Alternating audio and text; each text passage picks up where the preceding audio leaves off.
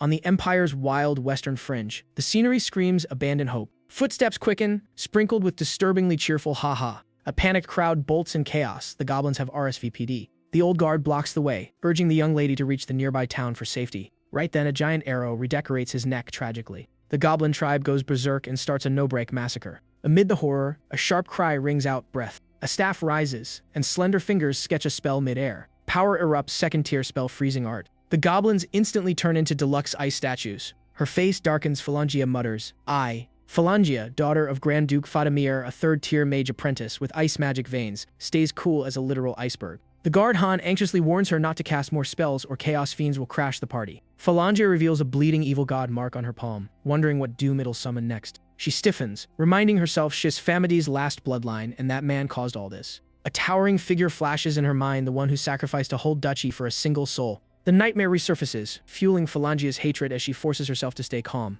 More goblins charge in howling madness, clearly voting for violence. Han shields Phalangia, insisting Shell hold them off, hero mode activated. A goblin arrow slices through the air with bad intentions. Han is hit and cries out in pain. Ah. The two fight desperately as Han shouts for Phalangia to run. Surrounded and losing ground, Han warns they're encircled, while Phalangia tries not to panic. Her face betrays the pressure. Calm, she orders herself. The air suddenly grows suffocatingly still. A vicious goblin presses a blade to Phalangia's throat. Distracted by the danger, Han cries out for her mistress. Seizing the opening, a goblin stabs Han through the leg. Others swarm in, drowning her in blood as screams echo. Phalangia can only watch helplessly as Sala dies, whispering an apology. The goblins turn their cruelty on Phalangia despite her desperate pleas. A goblin eyes her greedily. Phalangia thinks, "Sengia, this is where I end." Unwilling to accept fate, she grimaces in defiance. Surrounded by madness, she silently begs anyone, even an evil god, to save her at any cost. Just as the thought peaks, the goblins are blasted away, leaving Phalangia stunned. A blinding light flashes before her disbelieving eyes. From above descends a completely unfamiliar figure, like a god clocking in. Realizing someone interfered, the goblins erupt into furious shrieks. The surroundings plunge into chaos, swallowed by a choking dust cloud. Phalangia stands frozen, even her ice bloodlines chill composure, crashing offline. A flame-like halo parts the dust, as if escorting someone grand because she sees it. Amid the mess stands a wild silhouette, the unmistakable vibe of a chaos evil god. Phalangia's eyes widen, apparently. The nightmare's just getting started. A system voice chimes in, congratulating the host on binding with a livestream system and wishing him godhood. Lee Suo blinks. Huh? As dust clears, Lee Suo finds himself midair above goblins, utterly baffled about when reality patched itself. His face screams pure confusion. The livestream screen floods with hyped comments asking what game this is and where to download it. The barrage fries Lee Suo's brain. He didn't even start a stream until the system explains his eyes are now the camera and he must stream 8 hours daily. In short, Hez transmigrated, but Lee Suo is not buying it. Half an hour earlier at some construction site, a harsh voice yells his name. A cocky man with a loudspeaker threatens dramatically. Ill count to 3. His tyrant manager warns Hellfire, Lee Suo, if he doesn't appear.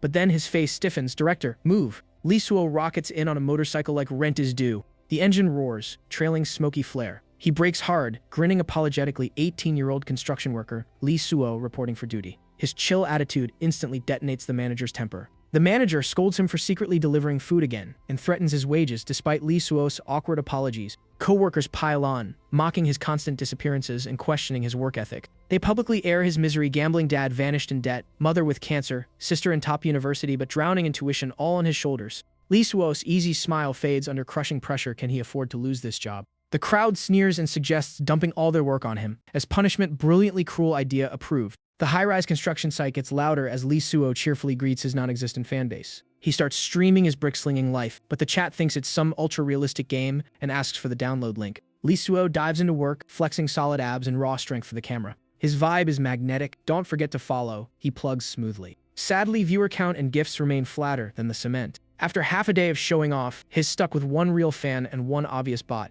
The chat mocks him anyway, laughing and complimenting someone's keyboard instead. He recalls a black-clad man offering a livestream contract promising riches. Classic sign here for destiny. The contract was brutal monthly cuts to the platform, but money made him sign on the dotted line. Now his hand trembles. He even has to pay 2,000 yuan monthly. What a scam. Elsewhere, a girl giggles while watching his stream. Li Ling, his very first fan, Ani-chan is an idiot, watches with amused fascination. Lee Suo feels pathetic at this rate. He can't pay the platform, let alone save his family. Memories of violent debt collectors yelling for repayment jolt him. This can't continue. His mother lies in the hospital needing urgent treatment, calling him their only hope. His sister suggests quitting university to work. Acceptance letter still in hand. Ouch. Lee Suo's gaze hardens with rare resolve. Absolutely not. Ignoring the trolling comments, he vows to endure for his family. Reading someone call his background fake, Lee Suo lets out a frosty laugh. On impulse, he tosses his phone backward, challenging them. Fake, huh? The phone hangs midair, suspiciously defying gravity. Only then does Lee Suo realize something's very wrong. He lunges in panic to grab it. My phone. Terror floods his face. Why did he jump too? The family debt isn't paid off yet?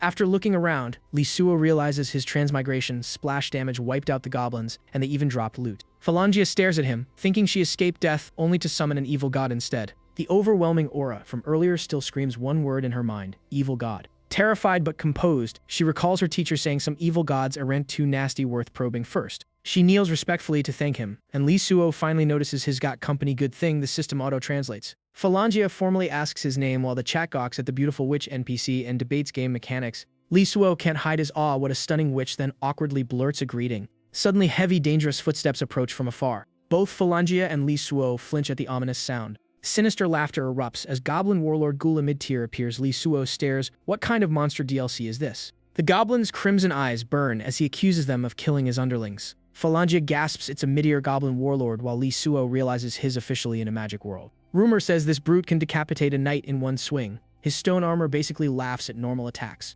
Even siege crossbows struggle, has a walking battlefield cheat code. Lee Suo glances at the stream. Viewers and followers are spiking, and the chat calls the goblin an unbeatable tank. He panics. Fighting means death, asks the system for a nominute kill hack, but the lottery function isn't unlocked. The chat eggs him on to go head-to-head, accusing him of planning to run. Meanwhile, Li Ling watches nervously, thinking retreat sounds smart, unless he actually bolts. Then a mischievous idea sparks in her mind. The livestream system suddenly announces a mission from Oni-chan. Is an idiot defeat the Goblin Warlord? Lee Suo blinks. Wait, why me? A notice pops up. Oni-chan is an idiot becomes the first captain, splashing cash and demanding Lee Suo beat the boss. Lee Suo stares at the mission, sweating. This isn't a game. Transmigration equals real death. The chat mocks his transmigration, threatens to unfollow if he runs, and spams just fight already. The system reports the captain's 198 yuan donation after platform tax. Lee Suo gets crumbs unlocking a beginner gacha with 110 pull. He gawks at this pay-to-win nonsense. Viewers joke about recharge systems and accuse him of playing some recycled game clone. The Goblin Warlord's eyes blaze. How dare they ignore him?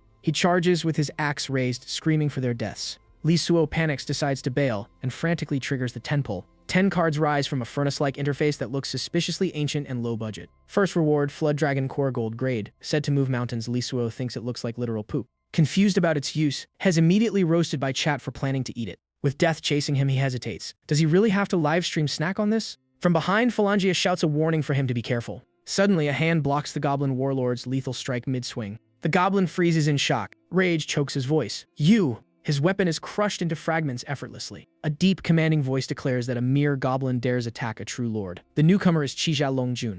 Expressionless, Shijia Longjun condemns the creature to ashes. Flames instantly engulf the goblin as terror flickers in his eyes. Samadhi True Fire erupts, burning him to nothing while he screams to the evil god for salvation. On this continent, humans dominate under the Radiant Church's order, guarding against the abyss, while 3 Chaos Demon gods lurk in the depths plotting total destruction. The Slaughter Evil God Giacune and the Blood Sun Azola scheme against order, sending minions and cultists, like the mutant Mother Agnes, to corrupt humanity from within. And the man before them, an evil god, apparently. The goblin's body dissolves into nothingness as he screams to his evil god. His figure vanishes completely. Why so fast? A massive scar splits the earth as if reality itself was clawed open. Phalangia is stunned. One move erased a Goblin Warlord immune to heightier magic. The man's arrogant poise shatters her worldview. She's never seen fire magic. This outrageous. Sensing her gaze, the evil god pauses. Summoning such a being must come with a terrifying price. The system warns Lee Suo his body can't handle the Flood Dragon Core. Samadhi True Fire will burn him in 20 seconds. He screams. So hot? First time use risks, self-cremation. The system offers after-sale service as chat teases him. Lee Suo desperately agrees. He turns to Phalangia as the system seizes control, detecting an ice bloodline artifact and activating support mode. Phalangia panics as the evil god about to turn her into a mindless puppet. Lee Suo is clueless, while the system announces it has identified an ice bloodline cauldron. Dual cultivation begins, and Lee Suo can only go along for the ride. Phalangia senses something very wrong. Footsteps pound closer with savage laughter echoing in the air. No sacrifice escapes the ritual, someone declares. As Phalangia realizes her evil god mark is flaring again, she clutches her head, veins bulging as agony rips through her. Control slips away. Has her fall into corruption begun? The mark glows as a voice demands, "Who are you?" Familiar figures gradually come into view. Lee Suo's expression turns deadly serious. The strange mark slowly dissolves into nothingness just like that. Phalangia's body gently sinks into icy water. Her face is full of lingering fear. Then relief dawns. The evil god mark is suppressed. Her witch rank seal loosens, mana floods in, and she advances from beginner 3rd-tier apprentice to mid-tier 1st rank. The sudden upgrade detonates the chat with hype, praising the insane play and spamming 666 while asking where to download this game. Phalangia is utterly flustered, too scared to even peek, half convinced Hez about to devour her soul. Wow, that escalated fast. Suddenly, everything resets to normal, as the system announces fusion complete and returns control to the unconscious host. Lisuo's vision fades like someone smeared fog on his eyeballs. Debt collectors echo in his mind, threatening to seize the house over unpaid money. Then comes the doctor's cold verdict, no cash, so his mother's condition worsened. His sister's tearful voice follows expelled for unpaid tuition, blaming him while his consciousness sinks into endless darkness. He jolts awake from the nightmare, whispering only sister. Seeing him up, Phalangia approaches respectfully, asking if the evil god also has a sister. Lisuo's face screams confusion, huh? He stares at her beauty in awe as chat rates her looks and jokes about getting Eastcade by truck. Reading the comments, Lisuo realizes he can interact with the stream by sheer thought telepathic chat unlocked. Regaining composure, he learns Phalangia camped to guard him. Then he notices he was sleeping on her lap and that his clothes are missing. The vibe turns awkward fast as he scrambles back, apologizing for the accidental lap pillow. He awkwardly introduces himself with a full modern address, coughing through the cringe. Phalangia is baffled, assuming those places belong to some abyssal lord, and politely goes to fetch water. Once she leaves, Lisuo finally exhales, deciding he needs fresh air and a survival plan. He relaxes, thinking he played it cool, until a hazy memory surfaces. Did he actually do something to her before blacking out? On the other side, Phalangia walks and replays everything, guessing the evil god is a chaos abyss lord of lust oddly untainted, and wondering what the heck places like Attic Barbecue even are. The mark on Phalangia's arm still burns bright, and the fallen duke's daughter decides serving that being is her only lifeline now. Her twitching expressions betray her panic as she realizes that if he truly owns a domain, she'll need a new plan, get close, and forge an equal contract. Phalangia's eyes harden revenge, clearly comes with only one roadmap.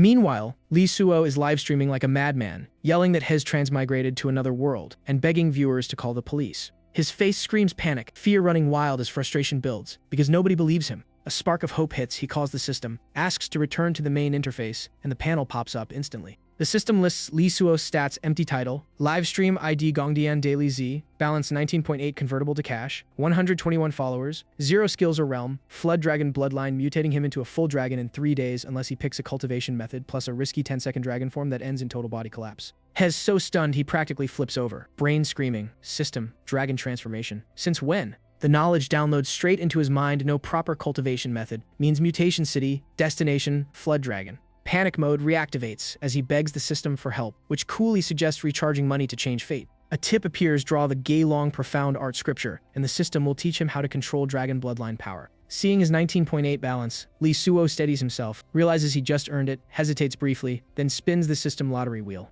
10 draws later, he gets Bigu Pill, Sumeru Ring, Guilong Profound Art Scripture, Dark Jade Golden Seed, Corpse Bean, Corpse Demon Pill, another Corpse Bean, Jade Patterned Robe, yet another Corpse Bean, and a True Fruit. Ecstatic, Lisuo instantly learns the technique and gears up, while the livestream chat explodes in chaotic, mimuled disbelief and accusations. A dizzying shift hits as Lisuo instantly completes level 1 of Guilong Profound Art, unlocks free upgrade draws, and auto-equips the Jade Wave Robe with upgrade options. Knowledge floods in Guilong Profound Art, forged by Huolong Doran for dragon descendants, boosts defense and vitality via dragon blood, once demanded 10 human hearts daily, but the system mercifully deleted that tiny detail. The cultivation system has 7 realms from Chi Gathering to Ascension, and only reaching Ascension lets him tear space and go back to Earth. Q Lisuo's mind expanding like overclocked RAM. As more info pours in, he decides money is priority 1, then remembers his other gotcha goodies waiting to be checked. The broken Dark Jade Golden Pot can brew tea and hold tons of water once repaired. Other sketchy items, Scream Demonic Cultivator Starter Pack. But all nasty side effects, Betrayal Beans, Stinky Pills have been scrubbed by the system.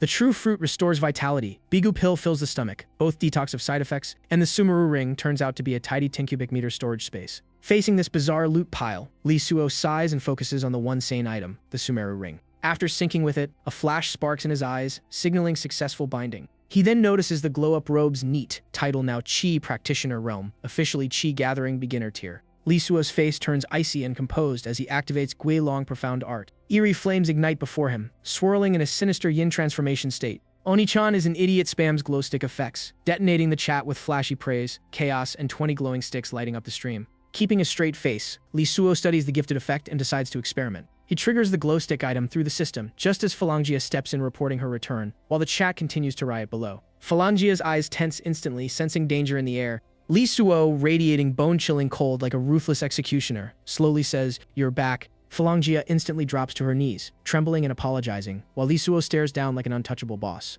His scary aura fades, but Phalangia feels mentally exposed as the system notes the glowstick effect can suppress and read true thoughts. The suffocating pressure breaks her composure. Her equal contract plan now feels like pure fantasy. Terrified, she finally forces out a shaky "My lord." Prostrating fully, Phalangia introduces herself as Xi Jing Duke's daughter, her homeland sacrificed by a Guangming traitor to an abyss demon, leaving her hunted. Panic rising, she adds her guards are dead and begs to become his dependent, asking protection to Lantis City. Li Suo, meanwhile, is internally spiraling. Why is she pledging loyalty already? And where the heck is Lantis, while worrying about making money? Hesitating, he tries to act cool and refuse, saying her offer isn't enough, then wonders why Hez suddenly such a drama king. Posing like a mastermind, Li Suo lowers his voice. "You know what I want, right, Miss Phalangia?" Phalangia clutches her chest and agrees, steeling herself despite knowing the cost won't be simple. Tension peaks as she faces what she believes is a lust-driven evil god, payment unavoidable. Her next move shocks Li Suo. "What are you doing?" Phalangia's eyes harden, forcing herself into a final Naranya. With resolve, she tears her clothes apart.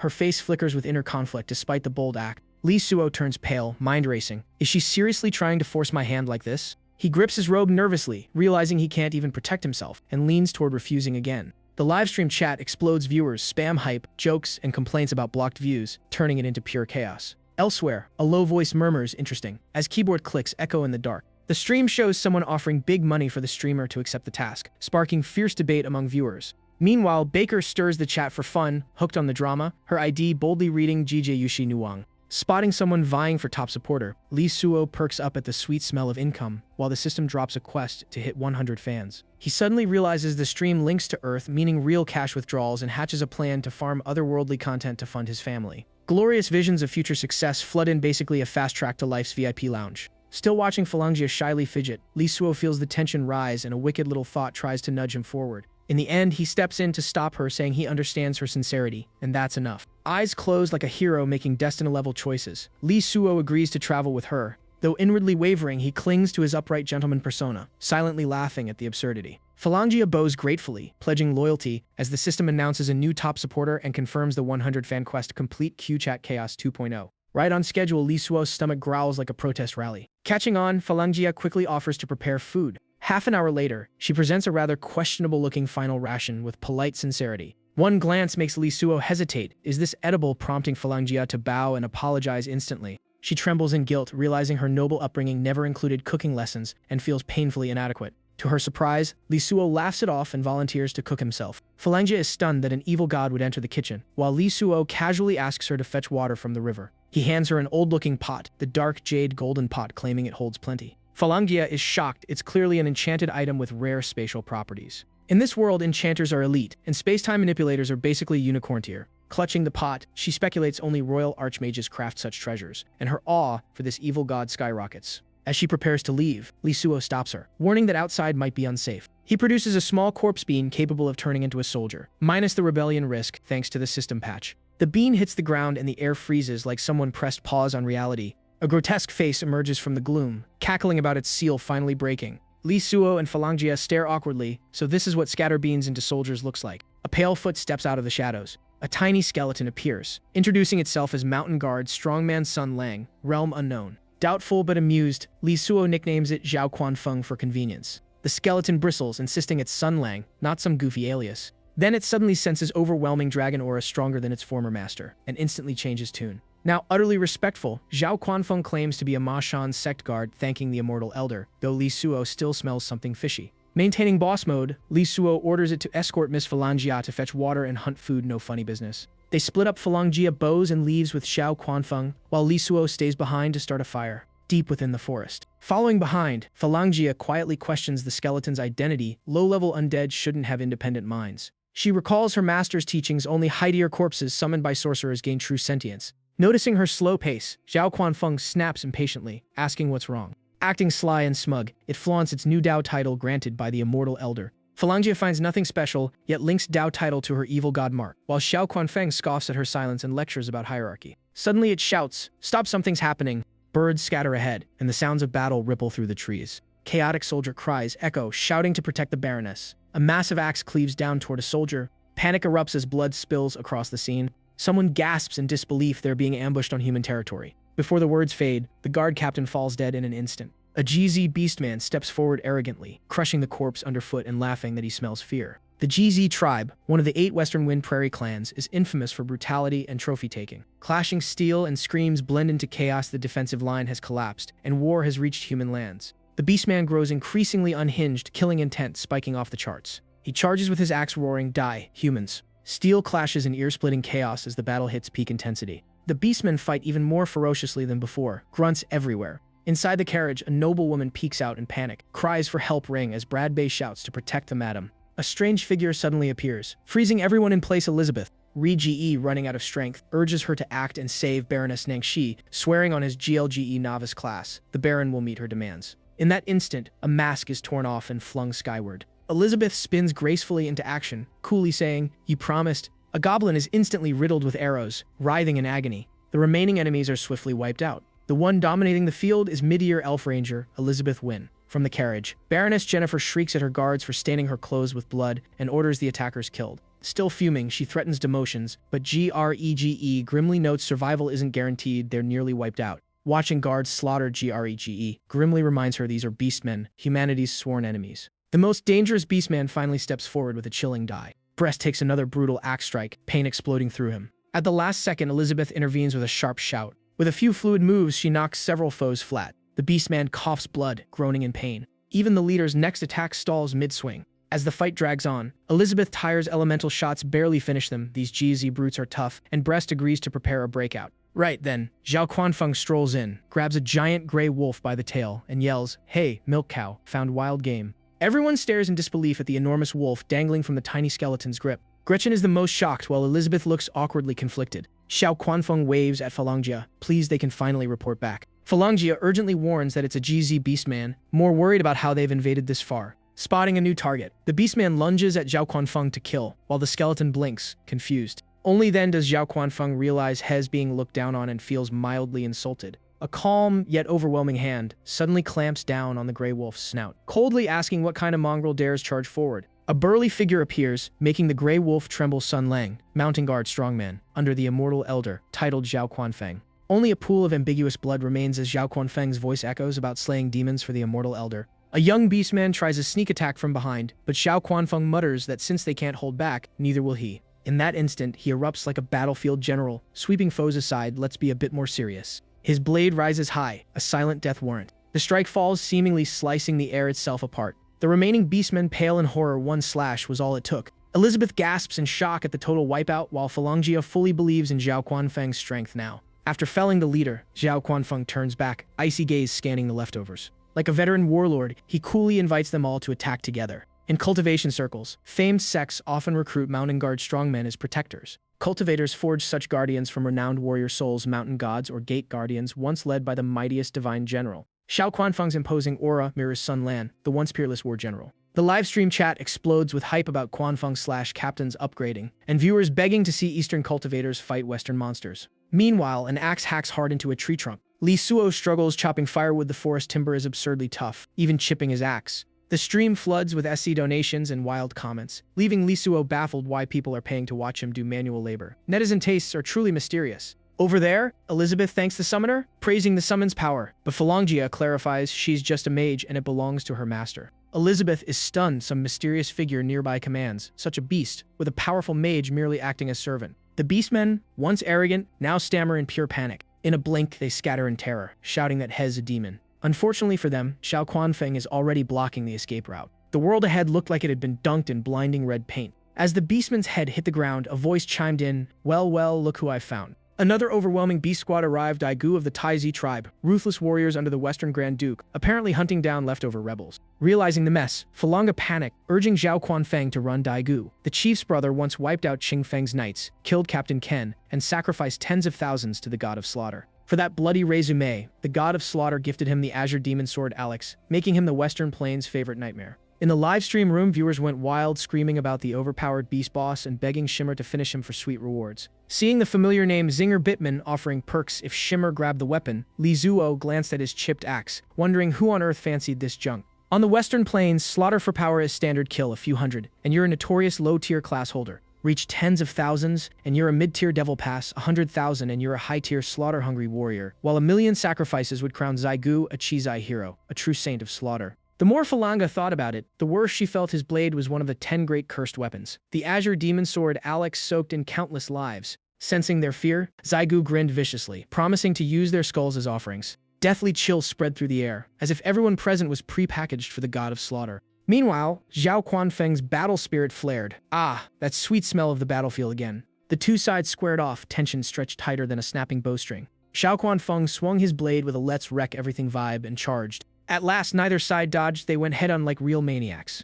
Zygu unleashed a spine-chilling roar like something screaming from the abyss. A nearby tree split clean in half, unable to survive the shockwave flex. At that exact moment, Zygu took Zhao Quanfeng's first strike full-on. Instead of fear, the clash only sparked his fighting thrill. Now this was fun. Through thick black smoke, Zhao Quanfeng's figure emerged, coolly remarking, "Interesting." Onlookers gawked in disbelief. Did he just onshot a high-tier class holder? Zhao Quanfeng stepped closer, inspected the body, and shrugged Mei. Barely any real skill. Seeing their boss drop, the remaining beastmen panicked and bolted, screaming that the leader was dead. After a while, Zhao Quanfeng returned to his harmless "Who? Me? Look." He called out to the others, making them awkwardly respond, "Yes, we're here." With a smug tone craving approval, he hinted, "You saw nothing, right?" Just then, Li Zuo stepped out from behind a tree and casually greeted everyone. Seeing his master, Zhao Quanfeng dashed over with a hunted wolf, proudly reporting to Li Zuo. Elizabeth eyed Li Zuo in shock. Was this their master? Was subordinates that strong? While Li Zuo simply praised Zhao Quanfeng. After watching for a while, Elizabeth introduced herself as Ranger Elizabeth and thanked Li Zuo for the rescue. Li Zuo shook her hand politely as the livestream chat exploded, hyping Shimmer and joking about recruiting the elf as a bedwarmer. The bizarre comments left Li Zuo baffled, since when did chopping wood earn captain-level tips, even in another world? Falanga softly asked why he was here, and Li Zuo held up his chipped axe, explaining it broke while chopping wood. His gaze fell on a blade on the ground as a sinister thought within it whispered about parasitizing him to grow stronger. The cunning blade secretly targeted Li Zuo, planning to possess him the moment he touched it. Onlookers panicked, warning that touching the demonic sword would turn him into its puppet. Li Zuo turned back blankly, clearly a step behind the drama. Meanwhile, the sword obediently slipped into his hand, and he blinked, wondering why it chose him. The sword itself was more shocked its parasitic attempt had failed. Like, how? An invisible pressure from Li Zuo crushed down, making the sword tremble and curse its bad luck at being rank suppressed. Oblivious to the tension, Li Zuo toyed with it, thinking it might chop firewood better than his busted axe. The bystanders were speechless. He grabbed a demonic sword barehanded and wanted to use it for lumber duty. From the mountaintop, Li Zuo calmly looked down, mentally closing the chapter on the chaos.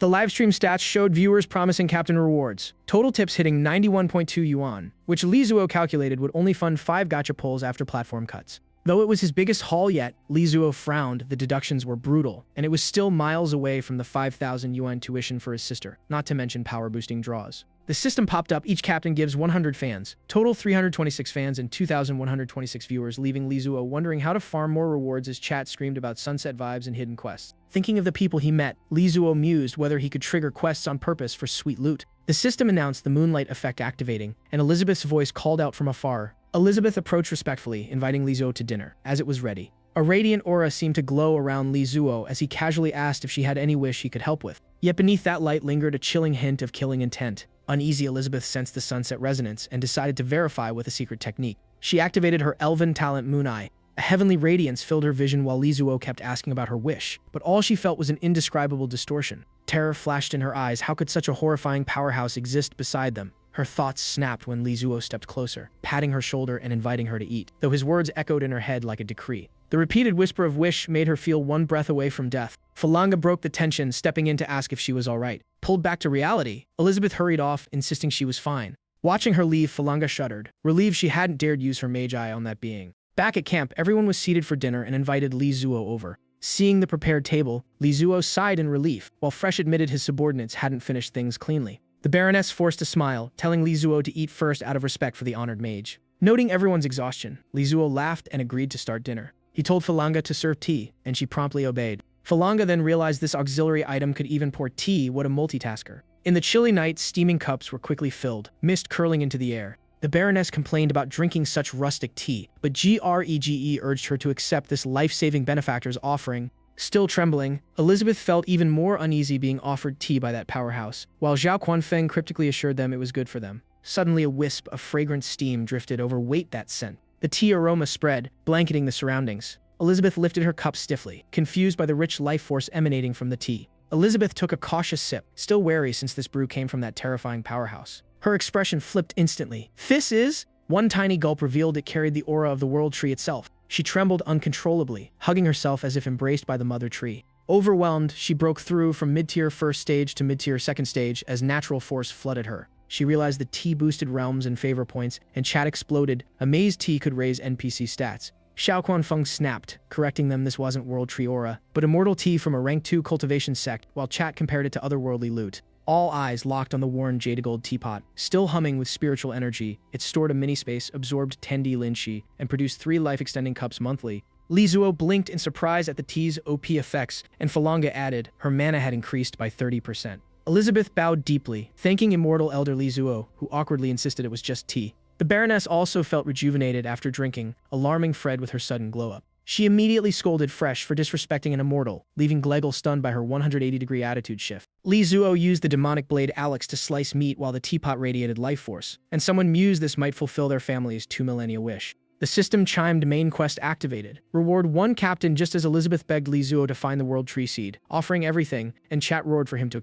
The next morning, daylight rose bright. Hoofbeats thundered along the road, stirring lively energy. On the carriage, Li Zuo declared confidently he would help everyone fulfill their wishes. Li Zuo politely told the Baroness they'd left the forest, and he would escort her back to Nanju town, which instantly brightened her mood. He then asked Elizabeth if she needed help, and she sincerely introduced herself as an elf of the Mo clan from Rowendo in the Golden Moon Forest. She solemnly explained that 2,000 years ago the World Tree weakened, dooming the elves, and now they search for scattered seeds to prevent extinction. She added she saved the Baroness hoping the Baron would aid the search, then pointed out Li Zuo's teapot, carried life energy, tied to the World Tree, surely a clue. The system shoved a new quest at him, find the World Tree Seed for 100 captains and 20,000 fans, so Li Zuo agreed, rewards first, plans later. Suddenly, someone announced they'd reached Nanju town and that the Baron seemed to be at the gate. Everyone quickly disembarked from the carriage. Before them stood a tearful little girl crying that Helen wasn't a witch. A cruel scene unfolded as soldiers pinned her down, declaring Helen of Hongye Ridge a witch to be hanged by order of Lord Nanji. Overseeing it coldly was Nanjimo Dread Simo, head of Hongye Ridge, who ordered the execution without blinking. The soldiers roared in unison, obeying Nanjimo Dread. A strange-looking man read aloud that Helen caused the Baroness's disappearance and that her whole family was sentenced to death. Helen, wronged and terrified, screamed she was not a witch. In panic, she begged her only relatives below, crying for her uncle and aunt to save her. As delays dragged on, Nanji grew impatient and snapped at Scholar Ban Li for not proceeding. Trembling, Ban Li bowed and stammered that it would be done immediately. The suffocating air sealed all hope as the final command rang out, execute. The rope tightened and lifted Helen's tiny body as her strangled cry echoed. Suddenly the rope was sliced apart, throwing the scene into chaos. At that critical moment, Li Zuo appeared and caught the falling girl. Realizing she was safe and shielded, Helen calmed down and softly thanked Li Zuo. Nanji showed clear irritation at the interruption, letting out a displeased, "Oh?" Soldiers instantly surrounded Li Zuo, weapons ready, barking, "Who goes there?" The livestream exploded, viewers hyped by the hero's dramatic rescue and roasting the medieval witch hunt vibes. In the real world at Li Tian Group, Hongji ignored a financial report, glued to the stream, muttering that the game was getting interesting. Her account, Jeju Shi Nu Wang, sent an SC30 kill that Lord and Ill gift you a rocket, while another suspicious user logged in. Li Ling, secretly the user Oni-chan Shigi Bendan, watched intently, fully hooked on the stream. Just as tension peaked, her roommate burst in, startling her for gaming in the dark. The roommate teased that even a genius watches game streams, and Li Ling flusteredly denied it. On-screen comments kept flooding, some praising, some trash-talking the noob streamer for grinding mobs. The Baroness reappeared proudly, pointing at Baron Modred, questioning his witch accusation and insisting her rescuers be properly rewarded. Seeing her safe, Baron Modred dropped the matter, ordered Helen released, and invited the benefactors to a castle banquet that night. The system triggered a side quest, eliminate Baron Modred for a rocket and a captain, while chat went berserk over the plot twist. Li Zuo's eyes lit up at the word rocket. Tempted by rich donor rewards, he jokingly wished for 5 more. Falanga whispered that the Lord's aura felt disturbing, but Li Zuo calmly smiled, better blend in first and scheme later. Returning to Hongye Castle, the lavish fortress appeared as a voice welcomed them grandly. Once safe, Li Zuo set Helen down and told her to go home while they met the Baron. Helen thanked him sweetly and called him handsome, making Li Zuo chuckle at her smooth talk. Suddenly his gaze froze as if noticing something odd. A mysterious figure appeared, none Alyssa responding to Helen's call. As the woman approached, Falanga's face changed at the sight of the radiant church emblem. The earlier man returned respectfully, inviting them to follow. Inside a luxurious room, the priest told Li Zuo to rest before the Baron's banquet visit, while Li Zuo marveled at the fancy decor. Li Zuo told Falanga to rest until evening, and after she left, the man reminded him solemnly to recuperate well. Once alone, Li Zuo reopened the livestream, excitedly showing off the medieval-style room and candlestick as chat buzzed. Suddenly his phone pinged with a private message, surprising him. It was from Captain Oni Chanshi Ge Bendan, asking if he had truly transmigrated, and Li Zuo was thrilled someone finally believed him. He admitted had nearly died in this magic world and survived, thanks to her captain's support, then made her the stream's moderator in gratitude. The title update stunned Li Ling behind the screen. Her idiot really had crossed worlds. She scolded him for worrying the family, and Li Zuo calmly replied that now he must adapt. His expression hardened with resolve, thinking of his mother and younger sister waiting back home. Li Ling then asked how he could return to Earth. Li Zuo explained he must reach the immortal realm to go back, leveling the livestream with more fans to gain better gacha cards and stronger cultivation methods. After laying out the system, Li Zuo explains milestones: 100 fans unlock white card power gacha, 91 split, 19.1 yuan 10, pulls for guaranteed white chi condensation item, 1k fans unlock green card shop 82, 198 yuan for green spirit solidifying, 10k fans blue card effect 73, 1980 yuan for blue core formation, 100. The chat heats up as Li Ling agrees to help manage and plan, right when the system announces a free item gift to the manager, leaving Li Zuo pleasantly surprised he can ship loot to reality. Staring at the item, Li Zuo is thrilled it could protect his sister, who's being harassed by loan sharks, and the Shimo-do can spawn a daily decoy clone. Back in chat, he types, "Right, I need you to pass something to my sister," and Li Ling replies, "What is it?" Without hesitation, Li Zuo hits send on the item. On the other side, a roommate walks in with a package. Li Ling, "This is yours," and she pauses, then answers, okay. Holding the box, she's confused, since she ordered nothing. While her pink-haired friend guesses, "No clue, maybe it's from that game you've been playing?" Only then do they notice the label sender, Li Zuo, address Candia Dalu, item Shimo-do, plus a bizarre code. Meanwhile, Li Zuo grins, yes, success, then immediately pivots to his next quest, kill Nanju for rewards. A surge of righteous energy rises in him. No way has letting commoners suffer under tyrants without doing something. Suddenly, a knock sounds outside my lord. Two strikingly seductive maids enter, bowing. "We were sent by Nanju to assist your bath," leaving Li Zuo awkwardly stunned. At the same time, a calculating glint flashes in the maids' eyes, their smiles hinting they've spotted easy prey. Li Zuo eyes them, half awkward, half wary. Who are you two?" The women, irresistibly charming, reply, "We are maids sent by the Lord to serve you," while the chat explodes joking about feudal nonsense and first night rites. Before he can react, they close in. "My lord, let us help you bathe," but the proximity makes him flustered. "No need, I can handle it." Their eyes turn suggestive, smiles laced with temptation. "Don't be shy, my lord, leave it to us." The bath turns weirdly tense as two maids keep closing in, leaving Li Zuo on the back foot, while chat goes wild, and he struggles. "Wait, hold on." One maid giggles teasingly, "Hey, my lord is shy." The Qingshui sword emits clear annoyance, a cold thought flashing how disrespectful. As vigilance drops, danger creeps in like prey caught in sights. Is exposed. Their true forms snap into view, twin demon sisters KLA and Peggy mid-stage second realm. Seizing the moment, both strike at once, die. At the critical second demon sword, Alex erupts, blocking them. No filthy hands on him, blasting the demons away. A chilling pressure spreads from the blade, full of killing intent. "Hes my nourishment. This body is mine alone." The demon maids panic. Demon sword, Alex snapping Li Zuo awake.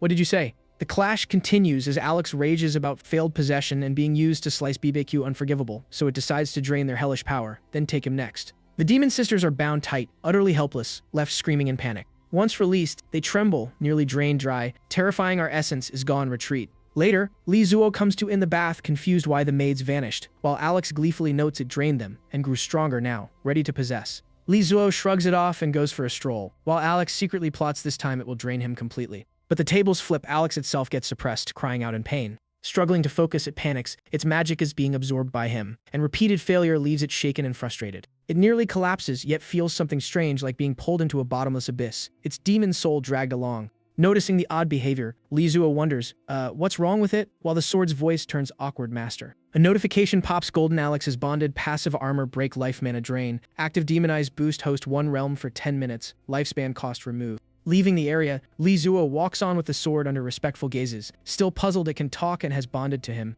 Suddenly, the sight ahead makes him stop in his tracks. Farmers toil under the blazing sun across vast fields, making Li Zuo marvel at the scale, and even an irrigation system to boot. A familiar voice calls from behind. "Brother," no doubt, it's Helen. The woman beside her speaks gratefully. "Li Zuo, thank you for saving Helen. Her pure, serene aura is captivating. I'm Teresa, a nun of this church." Teresa asks to talk while chat instantly simps over the holy beauty nun and treats it like the next quest step. Sitting on the grass overlooking the fields, Teresa wonders how to end hunger and poverty. Li Zuo fumbles as she explains her efforts building a church, reclaiming land, and helping vagrants farm. Gazing at the fields, she recalls inviting pastors yearly to cast growth magic and boost yield. But yields keep dropping, no expert could fix it. Even divine light calls it a trial. Teresa sighs, stuck in a hopeless loop. Finishing her story, Teresa and Exner both turn to Li Zuo for answers, catching him off guard as he awkwardly stalls, internally noting she's a kind nun with big ambition. Meanwhile, chat gets wildly distracted by her figure, cracking jokes, as a quest prompt seems to appear, but Li Zuo still doesn't grasp the system. At a loss, Li Zuo asks the livestream for help. Comments flood in, including a history expert suggesting medieval European methods. Debate rages, but the expert advises avoiding political systems and suggests the three-field farming system to fix soil exhaustion, earning admiration from chat. After scanning comments, Li Zuo steadies himself and decides to try it, clearing his throat. Ahem, Miss Nunn, I have a few ideas to help. A spark of hope lights Teresa's eyes as she eagerly urges, please go ahead. Slipping into lecture mode, Li Zuo solemnly explains the poor harvest isn't a curse, but soil exhaustion from overfarming, proposing a three-field rotation to restore nutrients and boost yields while chat buzzes. Teresa is stunned. No need to leave land fallow, use it for livestock like cattle and pigs. Sell meat, compost manure, yet she hesitates. Can that really work? Inspecting their flimsy tools, Li Zuo notes they're too light for the damp soil and suggests heavier plows to raise efficiency, his seriousness making Teresa tense. Suddenly, Teresa grabs Li Zuo's arm, catching him adorably off guard. After a pause, Teresa removes her blindfold, revealing silver eyes. She blinded herself at 19 seeking salvation in darkness, and now finally sees the light. She is the famed silver-eyed saintess of the Guangming Church.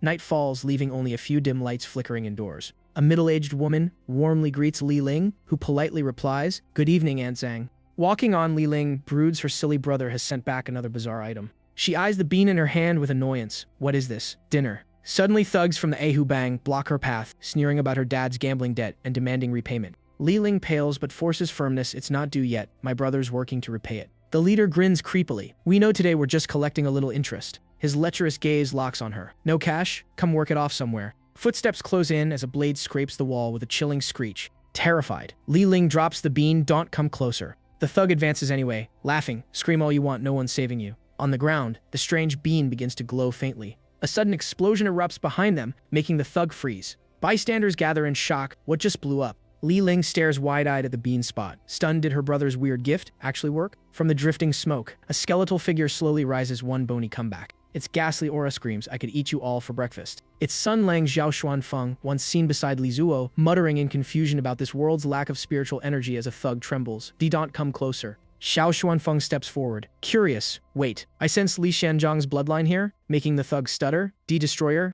Before he can finish, Zhao Xuanfeng cuts him off. You trash dare touch the Immortal's family? The sheer horror leaves the thug speechless, squeaking in panic. The others freeze. Ghost, call the cops. Are you dumb? Were the criminals while Li Ling stares? Sun Lang, could it be? With a casual flick, Zhao Xuanfeng sends the leader smashing into a wall. The rest follow suit, none spared from airborne lessons. Moments later, the gang lies sprawled on the ground, groaning in pain. Task done, Zhao Xuanfeng bows respectfully. Miss Sun Lang, at your service, call me if needed. He then retracts into the bean, one summon per day, 10 minutes max. Holding the bean, Li Ling finally understands this tiny thing holds such power. Maybe her brother really did isekai. The Silver Ice family is a powerhouse of the Guangming Church, famed for producing historic legends, and a century ago, another prodigy was born. Inside the church, Teresa prays quietly, solemn and focused. Teresa Silver Ice, kind and magnanimous, reached hero rank at 19, was crowned Silver-Eyed Holy Mother by the Pope, and hailed as a future cardinal. But after 19, her fate twisted, blindfolded for a century, with no progress, rumored to be talentless or corrupted. She left the holy city, disappointed the church, and her once glorious title faded into legend.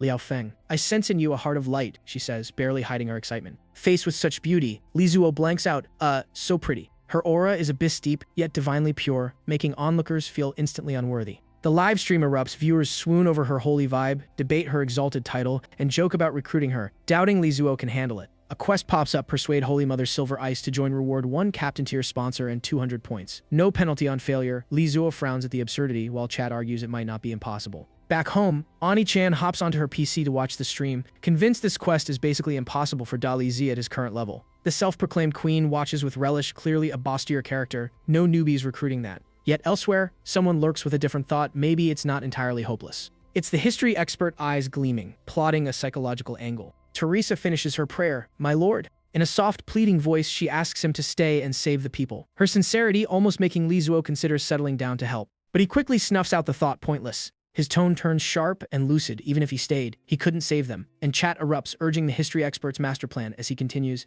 Because the problem is, the system double the harvest won't fix reality. He says. Teresa blinks, confused. Like a seasoned reformer, Li Zuo explains peasants face dozens of taxes, tenants even more plus church dues, leaving no surplus, while slaves starve even in good years. Helplessness shows in his eyes. War or plague means mass death, rebellions get crushed, and the root is decentralized feudalism. Teresa, bound to theocracy, can't escape her class. Seeing her doubt, he adds that yes, the world is dangerous and needs lords and church for protection, and productivity shapes production relations. But, growing impassioned, he compares it to his homeland with fewer taxes, arguing magic should improve lives, not justify crushing levies. Calm gone, he bluntly accuses church and lords of parasitically draining the people, demanding at least a shift toward capitalism instead of clinging to slavery and feudal decentralization. A radiant halo flares on Teresa's forehead as his words strike deep. Are we the vampires? And the century-long bottleneck in her cultivation suddenly trembles. God forgive me, my faith wavers, she whispers. Yet her power surges as dangerous thoughts of feudalism, production relations, and exploitation echo wildly in her mind. Her halo blazes brighter, as if Lizuo struck the core truth, making her Holy Mother title feel tiny. Was this divine guidance?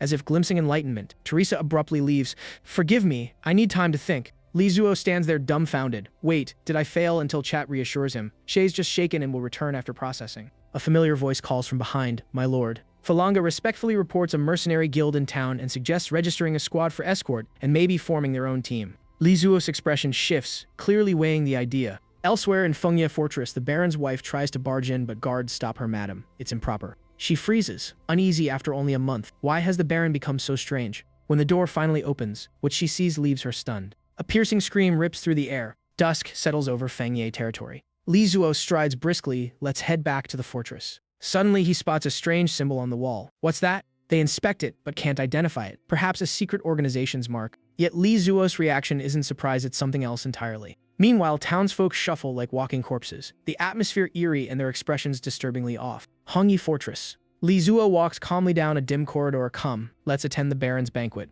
He can't hide his excitement. It's his first lordly feast, and he's mostly thinking about exotic dishes, amusing his companion. A priest arrives. Thank you for waiting. The banquet begins. The Baron awaits, and Lizuo agrees, unable to refuse. But the moment he steps inside, he halts. The room is drenched in an ominous crimson glow, instantly unsettling him. Across the hall, the Baron appears as usual. Ah, our honored guest has arrived. His smile is prepared and cold. Welcome to my blood-soaked banquet. Falanga lowers his voice. My lord, this place reeks of evil. While Elizabeth confirms a strong sulfur stench, not just the Baron, but all guests feel wrong. A man at the table gnaws on something grotesque, and chat explodes. What is that horror game boss fight incoming? Lizuo signals Falanga to be ready at any moment, and Falanga nods tensely. Still, Lizuo forces a laugh. Haha, thank you for the invitation, Baron. Shall we begin? While secretly planning to test the waters first. His face suddenly paled, pure terror splashed across it. Welcome to Stuka's blood banquet, fresh, and the whole creepy crowd cheered on cue. Lizuo gawked at a nearby mutant, wondering what madness was unfolding. Falanga seemed to grasp the truth, muttering in disbelief that this couldn't be real. The comments exploded, horrified at the cannibal ritual meant to turn gluttons into eternally starving, self-devouring sacrifices. Twisted faces all around signaled the ritual's finale as a chaotic gate creaked open to summon the cannibal god, Stuka. Nanju, fully unhinged now, proudly declared he was offering sacrifices to welcome the great god. Eyeing a mage-blooded one, a golden elf and a perfect soul, he ordered his guards to seize them. Heavy footsteps thudded from outside, tightening the tension like a drum. Rotten knights marched in formation, obediently answering their lord's call. With decayed faces and gloomy voices shouting, devour them all. The chat both panicked and weirdly fangirled over the realism. On command, the knights charged forward in unison. Falanga whispered and began casting her spell. A first-tier spell, Frost Resistance Ring, spread icy light across the battlefield. The knights froze solid, while viewers praised the mage's overpowered multitasking skills. Lizuo noticed a forgotten figure in the corner. The lady seemed controlled, but the chat warned him not to lose focus since the boss had arrived. His sword sensed evil god vibes and urged him to use it, leaving Lizuo briefly stunned that his blade was literally talking. Falanga asked Elizabeth for backup, and Elizabeth calmly replied that 4 spells were more than enough. The surrounding space warped into chaotic distortion. Elizabeth dashed forward, unleashing Silver Elf Rapid Arrow Barrage. From the rear, Lizuo envied the ranged attack life until his sword told him to pump in battle aura and watch the magic happen. The blade lit up in his hand, and Lizuo decided to test this otherworldly flying sword trick with flame conversion. After fumbling a bit, he felt a thrilling new power surge through him and grinned at the sword's potential. One simple dragon cleave ripped straight through the charging knights. The knights collapsed instantly, and even Elizabeth had to admit he was ridiculously strong. Nanju watched the carnage with even greater excitement, eyes blazing with obsession. The livestream blew up with 666 as viewers hyped Lizuo's move like a legendary comeback while telling him to stop flexing. The demonic sword Alex fully entered serious battle mode. Lizuo suddenly hesitated, suspicion creeping in. He doubted this was real sword flying, while Alex kept begging for more power like an overeager gym bro. The blade just dropped flat to the floor, making everyone question this discount sword flying technique. Nanju grew more thrilled, mocking the once famous demon sword Alex for serving humans and vowing to finish them himself. Li Zhe steadied everyone, saying only a few enemies remained, as the chat spammed Facetu boss warnings and dramatic donations. Li Zhe's stubborn resolve amused Nanju, who slyly told him to look outside the window. The scene turned bizarre as viewers noticed villagers arriving with strange forehead marks that felt horribly familiar. Horror dawned as the villagers moved like stiff puppets, clearly stripped of free will. Nanju gleefully confessed he manipulated them with taxes and cult promises: eat your kin, pass the trial, join the sect, easy deal. Li Zhe felt sick as the words cannibalism echoed like a nightmare. Nanjue looked like a true demon, declaring this world belonged to the strong, so fight if you dare. A furious roar echoed everywhere. God, A. Teresa, unaware of the chaos, prayed in the chapel, confessing her wavering faith. At the critical moment, Helen burst in, warning that the villagers were swarming the church. The possessed crowd soon packed tightly outside the chapel doors. Shrill screams filled the cramped space with manic cries to kill. Chaos spiraled as the mob ranted about looting and getting rich. Teresa tried to stop them, warning they were bewitched by an evil god and threatening holy light purification. Holy light flared across the room as screams rang out. Marked villagers begged Saintess Teresa, saying they simply couldn't survive anymore. After the riot, Teresa stood exhausted and stunned, realizing they were just ordinary people. Back at Fengye Fort, Nanju smugly said a single spark could ignite humanity's darkest thoughts, taunting the low-level adventurers in Phase 2. The charge order rang out again, pushing the remaining knights to rush forward. Li Zuo hyped the moment like a streamer, begging for 666 and gifts, and the chat instantly showered him with flashy support. As Li Tuo unleashed Yin Fire, the comments spammed boss fight tips like seasoned raid leaders. The air thickened with danger and death as Yin Fire spread. The knights' agonized screams echoed until they were the only sound left. Li Zuo's eyes gleamed with destruction. One move wiped 4 equals, proving cultivation beats this world's power system hands down. Nanjue paused, realizing this dual magi warrior was trouble, and decided to target the weaker ones first. Still arrogant, he vowed they'd pay dearly for challenging him. Killing intent surged as he unleashed his signature technique. Falanga sensed Disaster Head timed her casting cooldown perfectly to close in. Hey, what are you doing to my friend? Li Zuo stepped up casually to block him. Nanju hesitated, shocked that a low-level brat with a demon sword could match him, yet mocked how he planned to protect the others. The doors suddenly slammed shut, followed by panicked screams. The mob outside crashed against the entrance in chaotic frenzy. Li Zuo tossed out a magic bean that spun midair. Layered screams rose as thin smoke spread everywhere. A sharp gust sliced through the air, then a familiar silhouette emerged. In a blink, surprise attacks rained down non-stop. Who dares intrude? Xiao Quanfeng appeared like a general on the battlefield. Patrol and block everyone outside, Li Zuo ordered, thrilled at the timely backup. As you command, Xiao Quanfeng replied and charged straight into combat. A single blade arc tore through the still air with a chilling ring. Chaos erupted as bodies were flung wildly into the air. Dragging his blade with a harsh scrape, Xiao Quanfeng assured no one would escape his range. He stood calmly among corpses, declaring all trespassers would pay with their lives. Nanju stared in disbelief, questioning this high-level summon and mocking Li Zuo's pride for not teaming up earlier. To kill you, I need help. Li Zuo seized his enemy's shock as the perfect opening.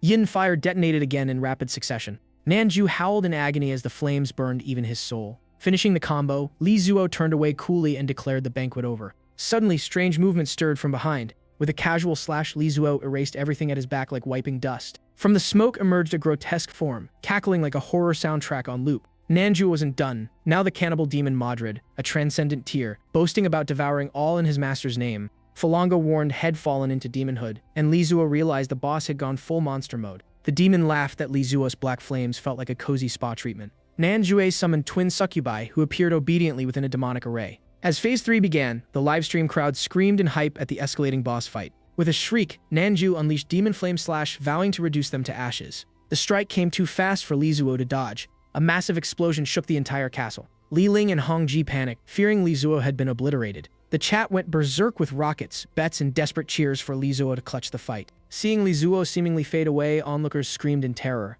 Nanjue seized the moment and ordered his minions to attack. The two demonesses lunged while Falanga and Elizabeth braced for combat, their souls targeted as prizes. Drunk on power, Nanju bragged about his master's invincible might to devour the world. Suddenly, eerie laughter echoed from behind him. Li Zuo burst out laughing, completely unharmed and oddly entertained. His face dripped with mocking nonchalance. Nanjue, in contrast, turned pale with panic. In the real world, a familiar voice called out that breakfast had arrived. A young man walked in with food, telling A Chiang to eat. The roommate teased him for pulling an all-nighter watching a livestream, earning an annoyed shut-up from ID Zhu Yuchang, the strategy guru. The roommate leaned closer, praising the game's realism, which only made Zhu Yuchang snap again, stop talking, and don't call me a Chang. Glancing at the low-viewer boss stream, he mocked the tiny audience while chat roasted the demon's looks and tactics. Zhu Yuchang sighed helplessly, baffled why newbie Li Zuo chose to livestream this niche game. Suddenly, his eyes froze as if had noticed something crucial. Deciding to play hero, he hit record and prepared to upload it online. Back at Hongye Fort, a crimson glow slowly swallowed the battlefield.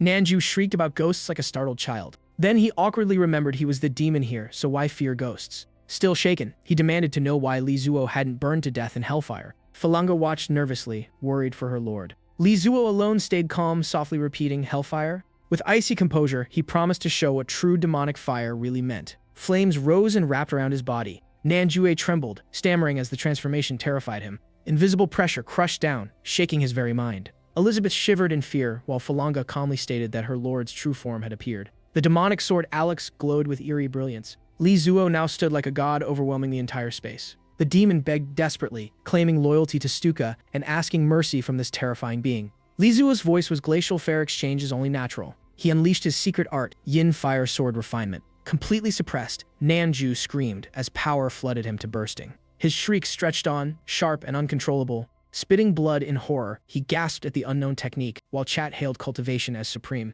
The surrounding space grew illusory and unstable. The two succubi watched in undisguised fear. Exhausted and shaking, Nanju raged in disbelief at being crushed by someone he thought an ally. Then he burst into manic laughter and pointed wildly at Li Zuo. Claiming they were the same kind serving an evil god, he cackled, but Li Zuo remained cold and unmoved. Before he could finish, Nanju's head fell clean off. The viewers erupted in ecstatic praise, calling it a top-tier spectacle. The two succubi dissolved as well, lamenting their lord's banishment and their imminent return to the abyss. Falanga seemed to realize something and muttered that if so, she would. The chat flooded with praise, hailing Li Zuo as a miraculous dark horse clearing the stage in one go. "So it's here," someone murmured as the air turned hazy and seductive, leaving Falanga stunned. Li Zuo bent down and kissed Falanga, instantly detonating the livestream chat into chaos. Falanga closed her eyes, trying to stay calm as that familiar sensation returned. Her expression turned enchantingly dazed. She leveled up from mid-tier 1 to mid-tier 2. Elizabeth stared in disbelief, wondering what kind of leveling method that even was. The demon's severed head suddenly burst into laughter, declaring it was too late. With his last vitality, he croaked that it was about to descend.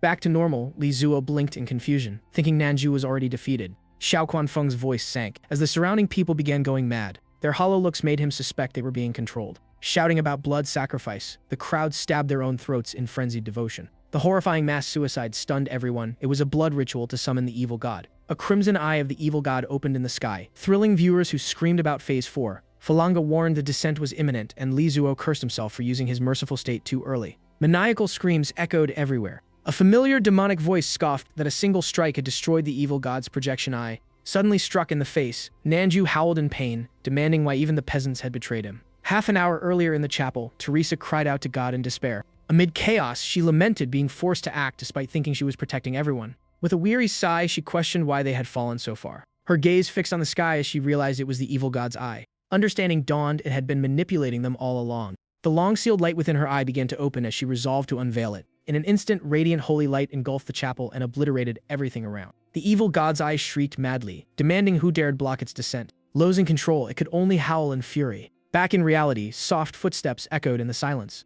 Teresa, faith-cracking, asked Li Zuo why humans were so easily bewitched despite all the hope and land she had given them. Seeing her figure, Li Zuo froze, while Falanga wondered if this was the legendary Silver Eye. Falanga explained she was Saint Mother Severe Ice Teresa, whose silver eyes judged all evil sealed to spare innocence, leaving Li Zuo puzzled why had been fine. Amid the ruins, Falanga guessed Teresa had erased the evil god's projection too, likely at hero tier or higher, as Teresa stubbornly demanded answers. Collapsing in despair, Teresa wept over betrayal, while viewers noticed the halo behind her cracking her Dao heart, shattering. The demon head cackled, thrilled that even the Saint Mother was nearing corruption. Illusory chains of desire bound Teresa as the demon tempted her to join Stuka and command thousands. Falanga sensed disaster if she fell. Teresa would become a devouring chosen, while Li Zuo was still catching up. Clear signs of corruption surfaced as an evil sigil formed before her. Desperate, Li Zuo asked Chat for help, and a self-proclaimed history expert offered advice. Watching her state, a voice declared they understood the root cause. Li Zuo stepped forward, saying oppression forced the peasants to rebel, it was inevitable. With righteous resolve, he added, they followed evil only out of ignorance, and he could guide the masses without religion. He extended his hand, offering to teach her a new path. In that instant, Teresa grasped hope, feeling her near-fallen soul pulled back by saintly words. The demon panicked as its scheme collapsed, ranting that she was meant to fall, while a familiar voice mocked its overconfidence. A heavy object was presented. Li Zuo placed it in Teresa's hands and told her to use it to shut the demon up. She hesitated, doubting herself. His gentleness moved her deeply, while Falanga sighed at the drama. The looming mace shadow terrified the demon, who begged the silver-eyed saint to stop. Screaming in panic, it watched Teresa approach. With a furious cry, she smashed down with all her strength, vowing to uncover the mastermind behind the corruption. Li Zuo stared, thinking only one thing terrifyingly fierce. A satisfied smile flickered on Teresa's face, as a familiar voice teased that she looked much better now. Out of nowhere, Talisha freezes. Wait, hold up. Her century-stuck realm finally budges, glowing softly as she levels up from legendary Tier 1 to Tier 2. Realizing something big, she just stands there, stunned. All eyes swivel to the baffled Li Zuo. Could he be the legendary Great Sage? He only blurts,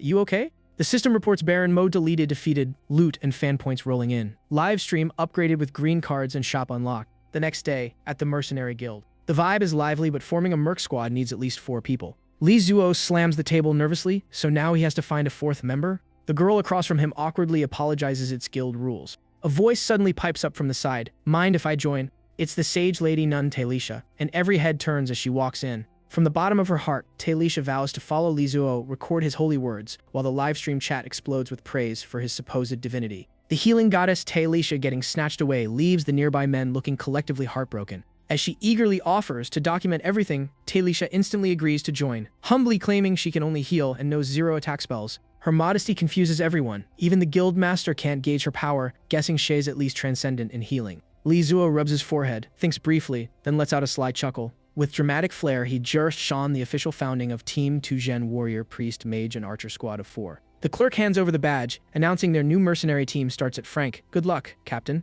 Li Zuo flashes the badge on livestream, hyping for gifts as the chat spams support like proud internet parents. And so Team Tujen marches out, brimming with fiery determination. The next day, a familiar voice echoes in the castle, urging the lady to restrain her grief. The Baroness forces a stiff smile, bidding farewell to Li Zuo at the gates. The backstory spills out after many children died. Young, guilt and grief drove the Baron astray, and now has gone for good. Li Zuo gently consoles her, guessing the evil god tempted the Baron into sacrificial madness for an air cue, unstoppable sobbing. Watching quietly, Fa Longjia wonders if even Li Zuo, as a dark god, would corrupt humans, while Li Zuo sighs that such a child would only be born of depravity. After her emotional spiral, the Baroness changes the subject and gifts Li Zuo a carriage in gratitude for saving her life. She also presses 200 gold coins into his hand as travel funds. Please, just take it. With pleading eyes, she hints he could stay by her side, sending the livestream chat into wild sugar mommy chaos. Overwhelmed, Li Zuo panics and bolts, shouting a rushed farewell to the lady. Back in reality, inside a tiny house, Li Ling groans that this whole saga is finally over for now. After hours glued to the screen, she stretches, still unable to process that Da Li Zi actually transmigrated. She steps outside, clearly hunting for something. Annoyance written all over her face. Why did that idiot stockpile papaya juice in the fridge of all things? Mentally drained from moderating the stream, Li Ling decides to set up a core fan group to help manage Da Li Zi's channel. The Da Li Zi Gonghui group quickly fills with lively members and non-stop chatter, officially renamed and buzzing with memes and files. The more Li Ling stares at her phone, the more irritated she gets. Did that woman join just to flaunt those ridiculously bold photos? With a huff, she gulps down papaya juice in defeat, slams the fridge, and storms off. Then her face tightens beyond Da Li Zi's return. There's still the looming loan shark mess, and maybe it's time to ask an adult in the group for help. In the group chat, Li Ling, aka Ani-chan, is an idiot, asks about loan sharks, gets told to call the cops, but Queen invites her to Lydian Building to handle it personally. At Lydian Building, Li Ling just stands there, slightly stunned. She double-checks her phone and scans the area, to be sure she's at the right place. Staring up at the towering skyscraper, she wonders if this online meetup is some kind of elaborate prank. The sharp click of high heels echoes closer. A sultry woman appears, Queen Xiao, confirming Li Ling's identity with confident flair. Meanwhile, on the road to Lanta City, the scenery is calm and peaceful. Amid hoofbeats and chatter, Li Zuo calls out, asking the system to open the lottery interface. Though Hez unlocked green cards at 1,000 fans, he only dares a 10 pull, saving the rest for his sister's 3,000 yuan tuition. Determined to grind his livestream path, Li Zuo smirks, let's see your limit, and orders the draw. The 10 pull interface pops up, priced at 19.8. Rewards roll in Bigu pill, Zhejian fruit, Gilong fluorescent manual, flowing flame flying sword, corpse bean, corpse demon pill. More items drop, and after absorbing them all, the system upgrades him from beginner chi refining to proficient chi refining. Sitting nearby, Fa Longjia watches in shock that even Saintess Muchin Talisha sides with the so-called evil god Li Zuo. Lost in thought, she notes this evil god doesn't corrupt or demand blood sacrifices, he just wanders casually, which is somehow more unsettling. Seeing Li Zuo's body tremble with power, she gasps, he can level up right here? A theory flashes, does gaining beautiful followers restore his strength? Her expression turns conflicted. A wild idea forms in Fa Longjia's mind, could he be building a divine harem kingdom on Earth? Unease creeps in if that's true. Would she have to recruit women for this evil god?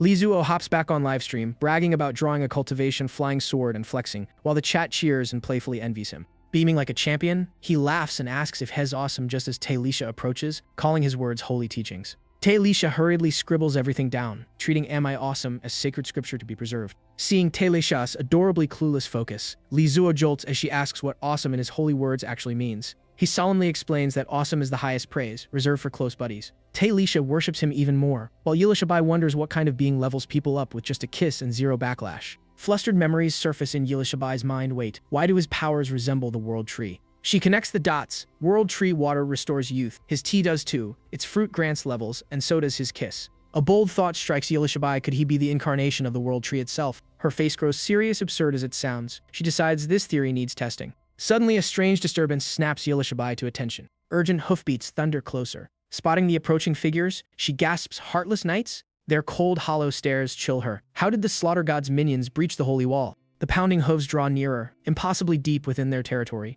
A death-laced scream tears through the air. From Yilishabai's reaction, Zika senses what's coming.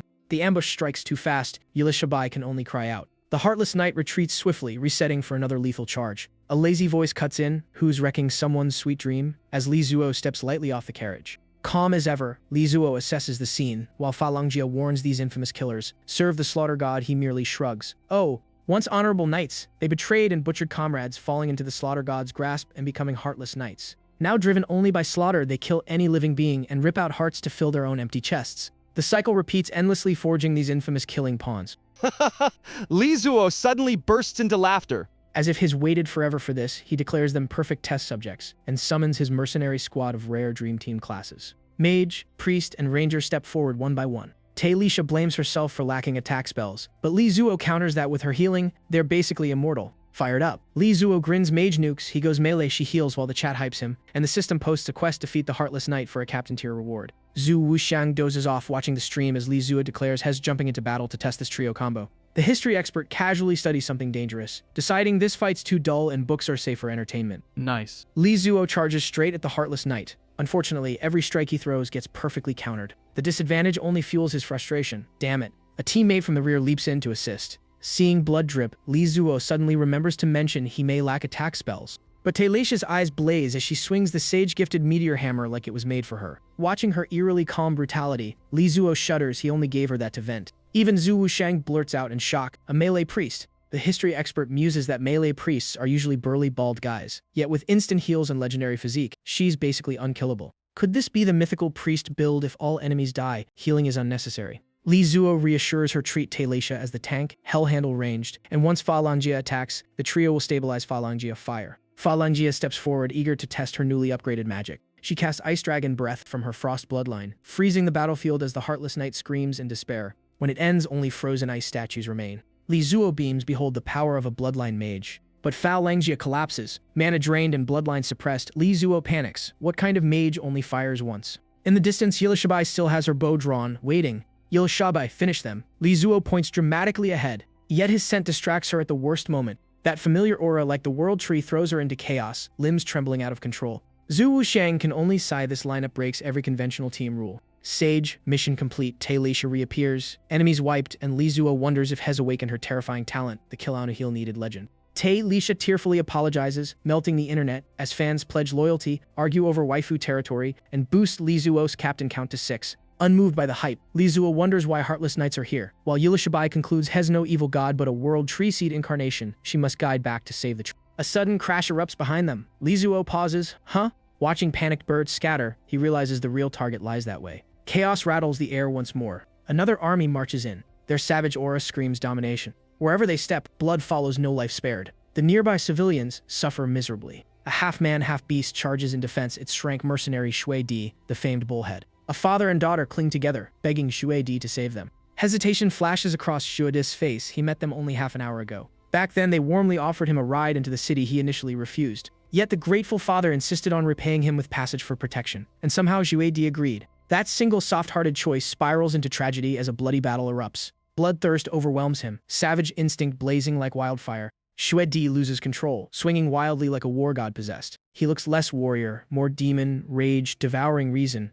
When clarity returns, an enemy blade has already pierced him. A majestic rider approaches like a predator revealing fangs. A desperate scream rings out, then silence. Before him stands the fallen Valkyrie captain Elena, chosen of the Slaughter God, one of the three great heroes. Her legendary sword has slain 11 kings. The Slaughter God's blessed blade paralyzes Shuedi with crushing pressure. Elena coolly remarks that a broken-horned beast would make an amusing sacrifice. Despair sinks deeper. He was the true target all along. The little girl runs to him crying, "Bull brother," despite her grandfather's shout to stop. Horrified, Shuedi yells for her to stay back. In a blink of distraction, killing intent explodes. Flesh and blood scatter, the girl collapses, life fading. Shuedi roars in fury. Didn't they swear to protect the people? He lunges forward, shielding the dying child with his body. The little girl still reaches out to him, bull brother and Shui. His heart shatters at the thought another innocent might die because of him. The idea drives him nearly insane. No. Suddenly, a familiar sword shoots forward. The clash explodes like space itself is tearing apart. A lazy voice calls out from behind, "Hey, you lot. It's Li Zuo, strolling in calmly. Killing people, are we?"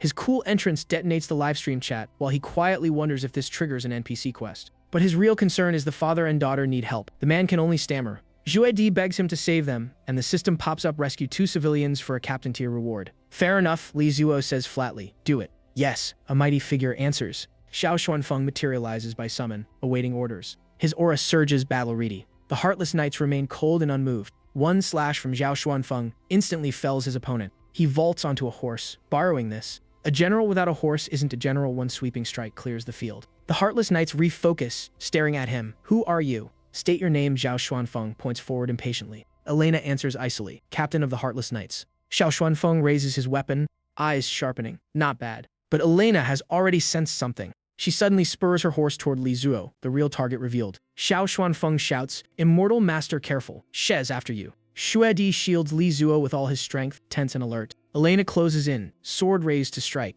Realizing capture the leader first, Li Zuo's nerves snap tight. He summons his demonic sword from within, clearly underestimated. The flowing flame flying sword flashes into view, a green-grade spirit blade with armor-melting power, sending the chat into hysterics. Shuedi feels the searing heat and warns that Elena's slaughtered god-blessed armor is nearly unbreakable. Even to Herodier attacks. Flying sword go. Li Zuo launches it without hesitation. Elena barely has time to react, before the blade rips through space at lightning speed, detonating explosions wherever it passes. Even the demonic sword trembles. What terrifying weapon is this? After striking, Li Tak stood up, grinning playfully. Chaos everywhere, but hey, the flying sword packs a punch. Shuedi's face froze stiff at the grim outcome. Fa Langjia led reinforcements, and Li Tak cheerfully greeted them like, "Ah, you finally made it." A single footstep emerged from the thick smoke. AI Lei Na slowly appeared, face colder than stone. Her relaxed stride somehow pressed down on everyone's nerves. Li Tak wasn't done. If one blessed battler more strike failed, fine, he'd just spam a few more. But AI Lei Na suddenly ordered everyone to stop.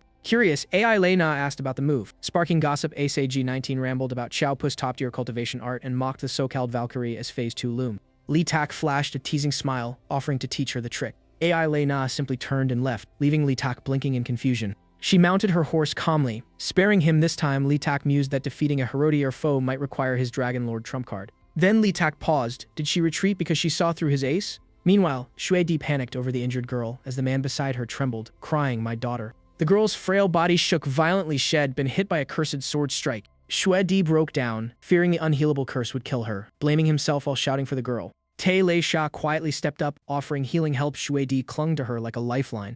Te Lei Sha examined the wound. Indeed, nasty cursed sword damage. Unfazed, she cast silver light. Holy healing. Onlookers gawked as the holy glow erased the curse in an AoE miracle. Shuedi beamed with relief, thanking her, and Te Lei Sha breezily replied that saving lives is holy business. Shuedi's expression shifted. This nun had to be at least cardinal rank, maybe even Herodier. Li Tak praised Te Lei Sha's virtue as the system tripled their rescued civilian reward, leaving Shuedi stunned at this squad of hero, priest, mage, and elf ranger. Te Lei Sha repeated the classic line, "Saving one life beats building 7 towers." Sounding like a sage and making Shuedi tremble. Was this for real? Li Tak realized the bull-headed warrior had protected humans amid chatter. The system announced had successfully recruited Shuedi and even snagged a bonus captain slot. Li Tak politely asked the warrior's name and invited him to join Shuedi stammered, wondering if they'd truly accept a cursed, hornless outcast like him. Li Tak turned to Fa Langjia, who explained that for Minotaurs, losing a horn meant exile for grave crimes. Such hornless ones are shunned as disgraced drifters, and with a dark god's mark on him, recruiting Shuedi seemed risky.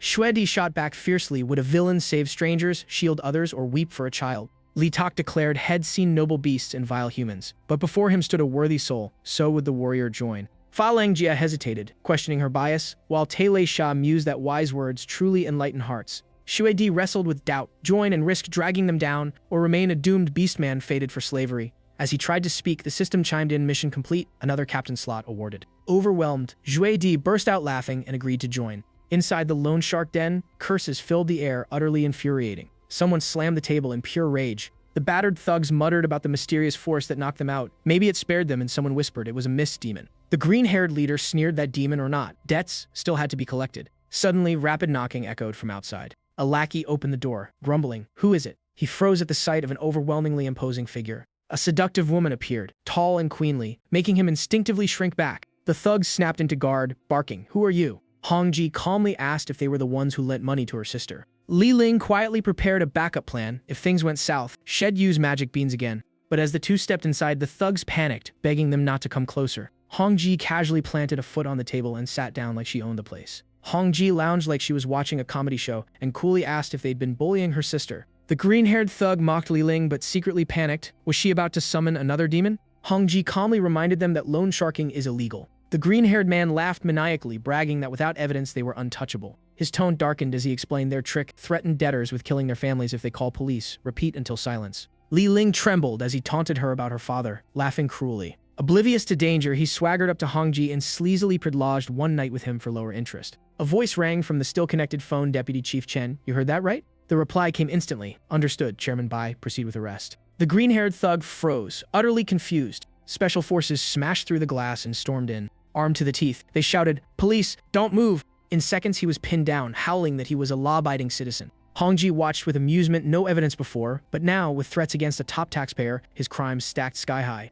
His desperate screams mixed with police sirens. No, no. After the chaos, things settled, and Li Tak noted their team had gained a new member. Li Tak welcomed Shuedi aboard the Minotaur, beamed, eagerly calling him my lord. Stream viewers buzzed. Asaji 19 and Heisi teased his quietness, while others guessed the bullheaded guy had a past. The rescued father thanked Li Tak and asked to travel together toward the city. Li Tak blinked in surprise. Scratching his head shyly, Li Tak agreed, and the grateful pair felt safer already. As they prepared to depart, Tele Sha spoke up, saying she still had a question. With hopeful eyes, she wondered why beast folk turned to raiding instead of stable lives like Shuedi. Are they truly born evil? Li Tak dodged, saying they'd discuss it on the carriage, while livestream experts eagerly lined up to lecture. Inside the carriage, that familiar voice called out again, my lord. Tele Sha persisted, asking if beast folk raid due to dark god faith or some twisted nature. Li Tak awkwardly stalled as the comment section's self-proclaimed history expert urged him to follow their script. At peak awkwardness, Li Tak tossed the mic to Fa Langjia, guessing the frontier was dry. She nodded. Bingo. Fa Langjia explained all borders suffer. West, east, south lack rain, and the north is a frozen nightmare.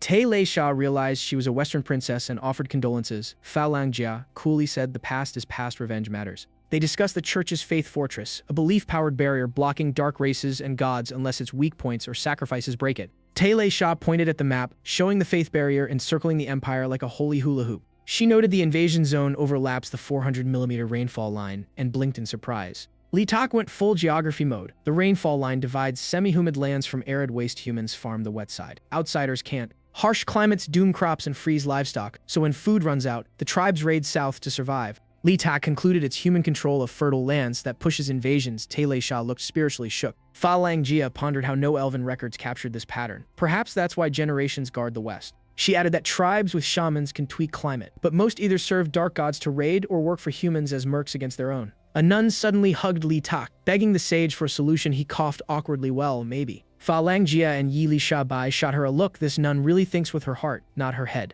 They both knew when the empire is strong, tribes are minor pests. When weak, they're a tidal wave. The naive nun argued strong nations deter raids, as in the past with states and church weakened, invasions rise. Fair point. Li Tak predlodged another route boost production capacity. Then he suddenly paused as if a light bulb flicked on. A long, white-haired girl hurried over, calling, my lord. Fa Langjia earnestly begged Li Tak for a method to stop the beast folk and save the West. Yi Li Sha Bai smirked, unimpressed by such desperation over a single answer. Ignoring her, Fa Langjia stressed they came to warn the city of beast folk at the border. If stopped, tens of millions could live. After hearing it all, Li Tak shook his head. Nope, impossible. He explained humans would never agree to boost other races' productivity, and even internal consensus is a fantasy. Though mighty mages can summon rain and grow forests with a flick, they cling to their own turf like weather-hoarding landlords. Even Magitech crystals serve war and nobles. Despite being perfect for farming magic harvesters, rain-making mages, druid fertilizer, and the elves' life tree nurturing all, Yi Li Sha Bai mused that if she were the life tree, she'd feed peasants and even other races first.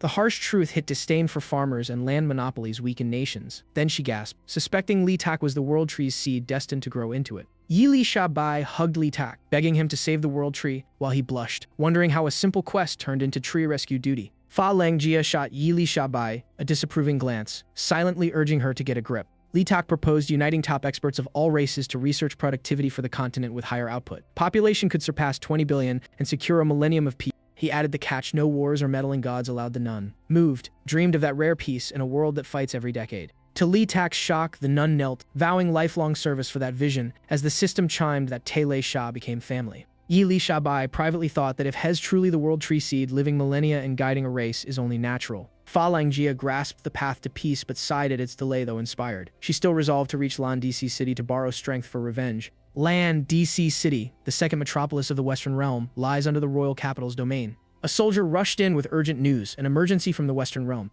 Courtiers bristled at the breach of etiquette before King Bijia III of Qingpao, but the king calmly allowed the report. Reading it, his face darkened. The Western Duke had fallen, the capital sacrificed, and beast folk were rampaging. The court reeled in shock at the grim tidings. The king's brother panicked until the king ordered him to lead the Divine Dawn Knights to repel the beast folk, and he stammered his obedience. Clenching the report, King Bijia III fumed. Why must this crisis hit at such a delicate time? The princess gently objected, saying it might be unwise for the prince to lead the campaign himself. The king frowned. No options left, chaos inside and out, and at least his brother is royal blood. The messenger gestured to a cloaked figure. This warrior brought an Asian dragon beast head for reward. The figure lowered his hood, revealing the monster's head, calmly claiming his prize. Pleased, the king thanked the dragon slayer, while the princess gasped in awe. The warrior bowed, pledging loyalty to the kingdom. Blushing, the princess hinted that such talent proves the realm isn't short on heroes. The king laughed proudly. Indeed, young talent like this is priceless. The warrior gave an awkward grin. The king generously offered any reward within his power. The warrior pointed forward, hesitating. I want. The princess smiled, assuming he meant her. Instead, he stunned everyone. He wanted the king himself. He added bizarrely that the king's thick beard was irresistibly charming. He even proposed a one-night spring romance, earning instant royal fury and expulsion. Meanwhile, Li Tak looked around. So this is Lan DC City, impressively huge. The bustling city wowed livestream viewers, praising the hyperreal 3D beta build and expecting side quests galore. Guards stopped the carriage, demanding identity and purpose. A pair of high heels stepped down gracefully. Fa Langjia coolly challenged them. Since when does Lan DC tax mages? The Sky Mage Council forbids it. These are her carriages. The guard instantly bowed and waved them through with utmost respect. The carriage rolled smoothly into the city. The guard sighed in relief, nearly taxing a mage. His buddy wondered what mercenary band travels with one. Locals thanked Fa Langjia for sparing them taxes. She brushed it off modestly. Suddenly, she paused, as if recalling something. Fa Langjia hurriedly apologized to Li Tak for claiming the carriage as hers. He waved it off casually. Li Tak's eyes wandered to the lively market, visibly impressed. The otherworldly street scene buzzed with vibrant energy. His gaze stopped at a shop with a strange emblem, apparently a famous local spot. The tax-freed man bid Fa Langjia farewell to deliver goods, inviting them to his flour mill outside the city. Li Tak cheerfully said goodbye. Fa Langjia then asked leave to seek her uncle's aid and confirm the crisis, promising to formally invite Li Tak later. He nodded, planning to find an inn first. The nun and Yi Li Shabai split off, one to pray at the church, the other to handle business at the mercenary guild. Li Tak waved goodbye, told Jogi to take him to an inn, and planned to regroup at night. He mused about sightseeing later. After all, in another world there are must-visit spots. Behind a wall, a shadowy black-cloaked figure lurked. Back to reality. A white-haired girl leaned against a wall, sipping water. A red-polished hand shoved a document at her. Sign here. Baiji explained the illegal loan was voided. Easing her burden, Wu gratefully thanked Boss Bai. Baiji squished Ani Chan's face, teasing her as a dummy and joking about making her a private secretary, earning a blush. In the agency group chat, Baiji bragged about fixing the loan issue and posted a selfie with Ani Chan the dummy, sparking playful chaos. Ani Chan paused mid-scroll. The guild stats showed 8,000 followers and 632 viewers. She asked the group about the sudden spike and chatter exploded. Someone admitted posting Lisa's boss fight clip, scoring 200k views and drawing traffic. Virtual toasts all around. Shocked, she checked the viral videos titled Newbie Battles Game Tester Boss, impressed by the traction. She thanked the poster in chat as others spammed praise and greetings. Opening the live stream, phone glow on her face, she resolved to work harder as Li Tak's manager and see what he was up to. She entered just in time to see Li Tak sandwiched between two girls, laughing as comments went wild. On stream, Li Tak basked in beauties at a famous custom shop, while chat spammed 666 and joked about boarding membership ships. The madam purred about special services, even offering an elf mage named KC Ma. A purple-clad elf snapped coldly not to touch her, thrilling the chat, but Li Tak declined. He already had a mage teammate after all. A blue-skinned beastman strutted in with a beast woman to showcase exotic joy, and the comments went wild, volunteering to guard her smile. Then a mantis in a maid outfit popped up. The chat split between absolutely not and well maybe, as humanity's questionable taste showed. Watching this circus, Ani-chan's face darkened, grumbling that Delizy ditched her hard work to visit a culture shop. Before she could finish sulking, her phone pinged. 4K yuan from Silly Brother landed in her account. Her mood flipped instantly. Delizy picked the mantis maid. Rally everyone to board your ship. At Baron Lantis Manor, a soldier announced Miss Phalanga's arrival. She entered gracefully and greeted him, saying it had been a long time. Baron Lantis looked surprised, teasing that his niece Phalanga finally had time to visit. Hearing the news, Zhao Lantis and the Baron were stunned. The Grand Duke was dead and the duchy had fallen. Phalanga explained the crisis. The Wall of Faith was shattered. Savage beastmen and traitor knights were invading, urging troops and royal aid. Unfazed, Baron Lantis smiled and pushed his son forward, suggesting she rest and bond since their family. His son Fallon suddenly hugged Phalanga's leg, chirping about their long-awaited reunion as she politely replied. With a goofy grin, Fallon asked if she returned to marry him, since father promised he'd be her husband. The Baron grabbed her shoulder, pressing for marriage and title transfer, but Phalanga firmly refused such a life joke. She shoved Fallon aside and sternly warned the Baron that the frontier was collapsing and the elders should decide the succession. The Baron gritted his teeth, fuming at this ungrateful woman. He barked an order to seize her, guards answering at once. Phalanga drew her staff defiantly, declaring herself the Grand Duke's daughter and a mage beyond ordinary law. Phelan panicked, insisting she must marry him, while the Baron realized too late that a mage wasn't easy to subdue. Just then, someone quietly shook a bell engraved with an eye symbol. The bell's chime instantly affected Phalanga. An eye-shaped mark flared on her palm. Damn, the sacrificial seal is back. Her strength drained away and she collapsed, gasping. Who did this? Molesso, high priest of the Holy Garment Church, appeared. Baron Lantis bowed gratefully as Molesso smirked, claiming victory over the unbeliever. Molesso coldly ordered the Baron to marry his son to her for the Grand Duke title, demanding 2 cities' populations as payment. The Baron eagerly agreed, while Phalanga burned with suspicion. Phalanga questioned how a so-called Orthodox Holy Garment Church could possibly want 2 whole cities' worth of people. Molesso laughed wickedly, hinting their holy garments came from sacrifices, just like the man who sacrificed her father's duchy. A chill ran down Phalanga's spine as she realized the link and demanded to know his connection to that sacrificer. He raised his hand, releasing a white ribbon, telling her to feel the power of the mysterious. The ribbon bound Phalanga tight, invading her mind, promising she'd soon think like them and become a believer. In despair, she mentally cried out to Li Suo, begging him to save her. Baron Lantis reported that Phalanga had arrived with a mercenary group, sounding uneasy. Molesso scoffed at her hiring lowly mercenaries and promised to send the Lion Nun squad to wipe them out. Inside the Church of the God of Light within the city, a blonde nun stood quietly with hands clasped in prayer. Seeing holy radiance around her, a priest gasped, mistaking her for a saint, but she humbly called herself a hermit and said she had questions. She asked why the Church of the God of Light was so deserted here. The priest replied that the West Territory was neglected. With no bishop sent, he was the highest authority. He explained the Holy Garment Church dominated the city, led by Molesso, who controlled nobles and the city lord. With Maurer's executioner nuns, eliminating dissent saints had grown rare in 300 godless years. Hearing the name, the nun was visibly shaken. Marl. After leaving, memories flooded back of a young nun she once personally purified years ago. Back then, Marl, calling herself Mara, vowed to save humanity, while this nun wandered a century in confusion before choosing to follow sage Liu Feng. Stepping outside, she was met by a frenzied crowd screaming, "Ah, it's the Lady Nun." A strange scent drifted through the air, instantly catching her attention. The crowd below clutched their heads and screamed fanatically, pledging their lives to Lady Mara. A cloaked woman was carried on a sedan by masked figures, hands clasped as if in prayer. The nun froze in shock. Was that really Mara? And how had she become like this? Unease surged within her. Had Mara joined the execution squad? And what were they plotting? Meanwhile, at the culture shop, Li Suo's laughter rang out shamelessly. Surrounded by charming girls, he basked in the novel delights, thoroughly entertained. Suddenly, a glass of wine was slid before him. The hostess gestured to a scarfist man, saying the handsome fellow was treating him. Li Suo glanced over as the man smirked, claiming he could smell it. Curling his lips, the man added, "We walk the same path." Instantly wary, Li Suo asked, "And you are?" Outside the shop, a Joe waited anxiously. Nearly an hour had passed since the captain went in. Someone suddenly called out, asking if mercenary Captain Tuzhen was here. A sinister group appeared, Holy Garment Church's execution squad, declaring they'd come to execute Tuzhen. A Joe leapt up, gripping his weapon tightly, eyes sharp with caution. He roared that they'd have to step over his corpse first. His eyes slowly glowed red as his aura shifted ominously. A memory surfaced. "Dad, how do I become a warrior?" His father's voice replied, "When you can transform without relying on Saman, you'll be worthy." Back in reality, he took a battle stance and challenged them to come. Inside, Li Suo was still laughing away, until the sudden chaos outside caught his attention.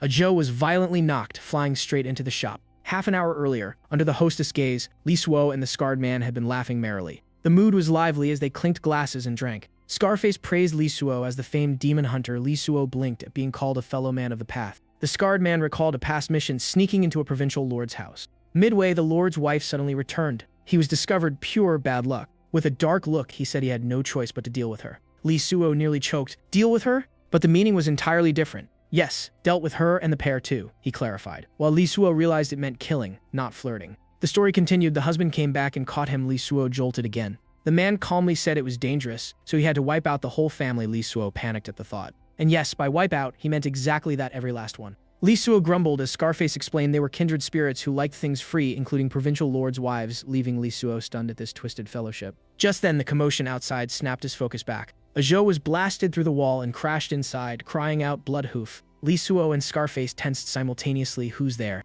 Marl strode in, declaring she'd come under the Archbishop's orders to arrest Lee Suo. Killing intent flashed in her eyes as she announced an on-the-spot execution. Lee Suo blurted in shock while the hostess yelled not to wreck her shop. Scarface muttered that provoking the Holy Garment execution. Nun Squad was bold indeed. Falanga's image flashed in Lee Suo's mind. Had the church hunted him because something happened to her? He turned to the man pinned down, asking, Bloodhoof, you okay? A Zhou was struck again by Holy Garment underlings, his screams echoing painfully. Lee Suo shouted his name as Scarface offered help between fellow believers. Scarface lectured mid-fight steel swords, oil the blade, anti-holy potions fight human clerics like monsters. Lee Suo blinked at the sheer professionalism. Meanwhile, Marl ordered her subordinates to attack. As they charged, Lee Suo complained Scarface was still oiling his sword. The man calmly told him not to rush. Out of patience, Lee Suo acted, forget it, my turn, flying sword. The Holy Garment Squad scoffed at the heretics' resistance while the comments roared about witch hunts and bonus rewards. Lee Suo boasted that for enough rank had even slay a god for them. His strike blasted through the front line, wounding many at once. The hostess gasped, amazed he dared challenge the church's terror with a single sweeping move. The executioners raged, branding him heretic and urging the nun to show the Holy Garment God's glory. Mara cast off her cloak, revealing herself as high-tier rank 2 execution nun Mara. As her followers cheered, only then did Scarface leisurely finish oiling his sword. All set. Seeing his opponent was a nun, he paused, deciding he needed a special oil for bonus damage against women. He sat back down to reapply it, making Lee Suo internally sigh at this true oil guy patience. Mara lunged with killing intent, condemning the heretic to die. Calm as ever, Lee Suo called, sword come. His blade shot straight toward Mara. She swiftly dodged with nimble grace. Frowning, Mara muttered, it's that move again. Could he be a sword channeler controlling flying blades? The blade kept hounding her relentlessly, yet every strike was dodged clean. She landed with a stylish spin, smooth as a stage performance. Lee Suo blurted praise for her slick moves. Nice footwork, but his tone stayed light, expression annoyed. My flying sword isn't that easy to dodge. The comments exploded over the beauty, already fantasizing about damaged battle outfits and dramatic defeats. Mara suddenly prayed, asking the Holy Garment to grant her strength. Her aura shifted at once, turning solemn Holy Garment nun Mara, transcendent rank 1. In reality, a man cleared his throat before a microphone. The blonde streamer greeted his little cabbages, branding himself the newbie zone king of high blood pressure entertainment. He bragged about hitting 100k points and winning best new streamer, while fans spammed love for their adorably bad big cabbage. His in-game character promptly died again. He blamed hacks as chat roasted his obvious lack of skill.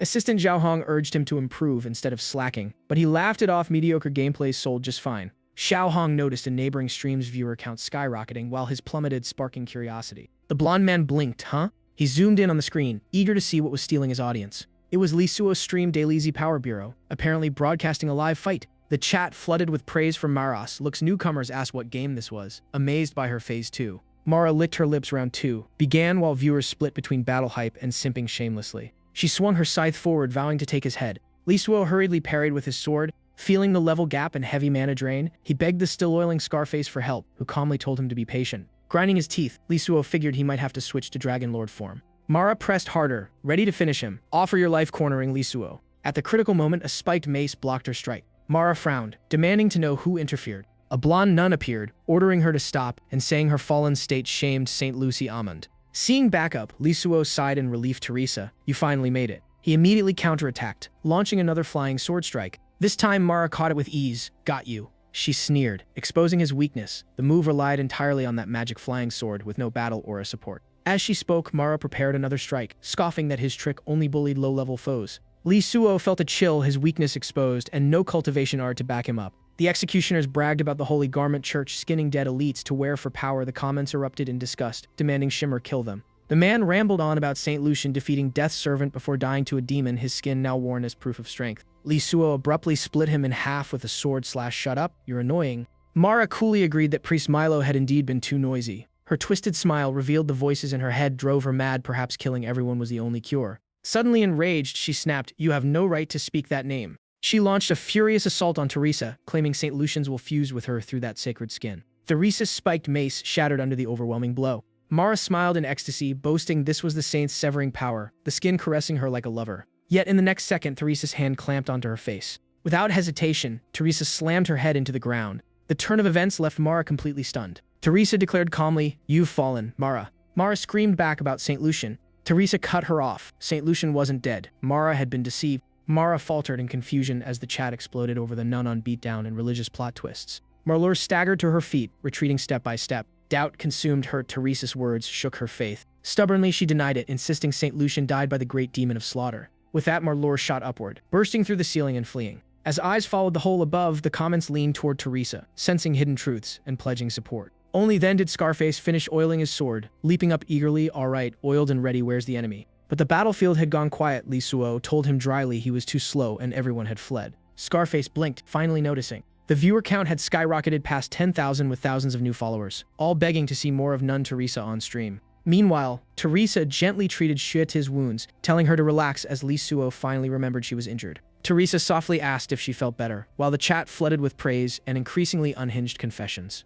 Lisuo sensed the spotlight had totally shifted to the nun, and the comments confirmed it, begging her for kisses and loyalty vows. He waved Theresa over. She responded respectfully, "Saja-sama." He asked her to remove her blindfold, show her hair, and say a few lines. She obeyed, greeting viewers and asking for follows and Captain subs in exchange for hearing confessions. Donations and subscriptions exploded instantly. Lisuo blushed once the cloth came off. Her beauty was genuinely breathtaking. Ani-chan, still confused, saw the stream suddenly surge and wondered what on earth just happened. Theresa's camera frame sent stats soaring over 120,000 viewers and thousands of fans, with Captain subs pouring in. Lisuo stood speechless. Half joking she should debut as a streamer, Theresa nervously asked if she'd done something wrong. In reality, assistant Zhao Hong panicked their streams, growth stalled while Lisuo shot to the top of the rookie rankings. The blonde streamer gritted his teeth, vowing to go live immediately to reclaim viewers and hype. Back at the culture shop, the hostess exploded in fury over the wrecked interior, screaming for them to get back. Ignoring her shouts, Lisuo and Scarface chatted. Scarface apologized for not helping much and offered to cover repair costs.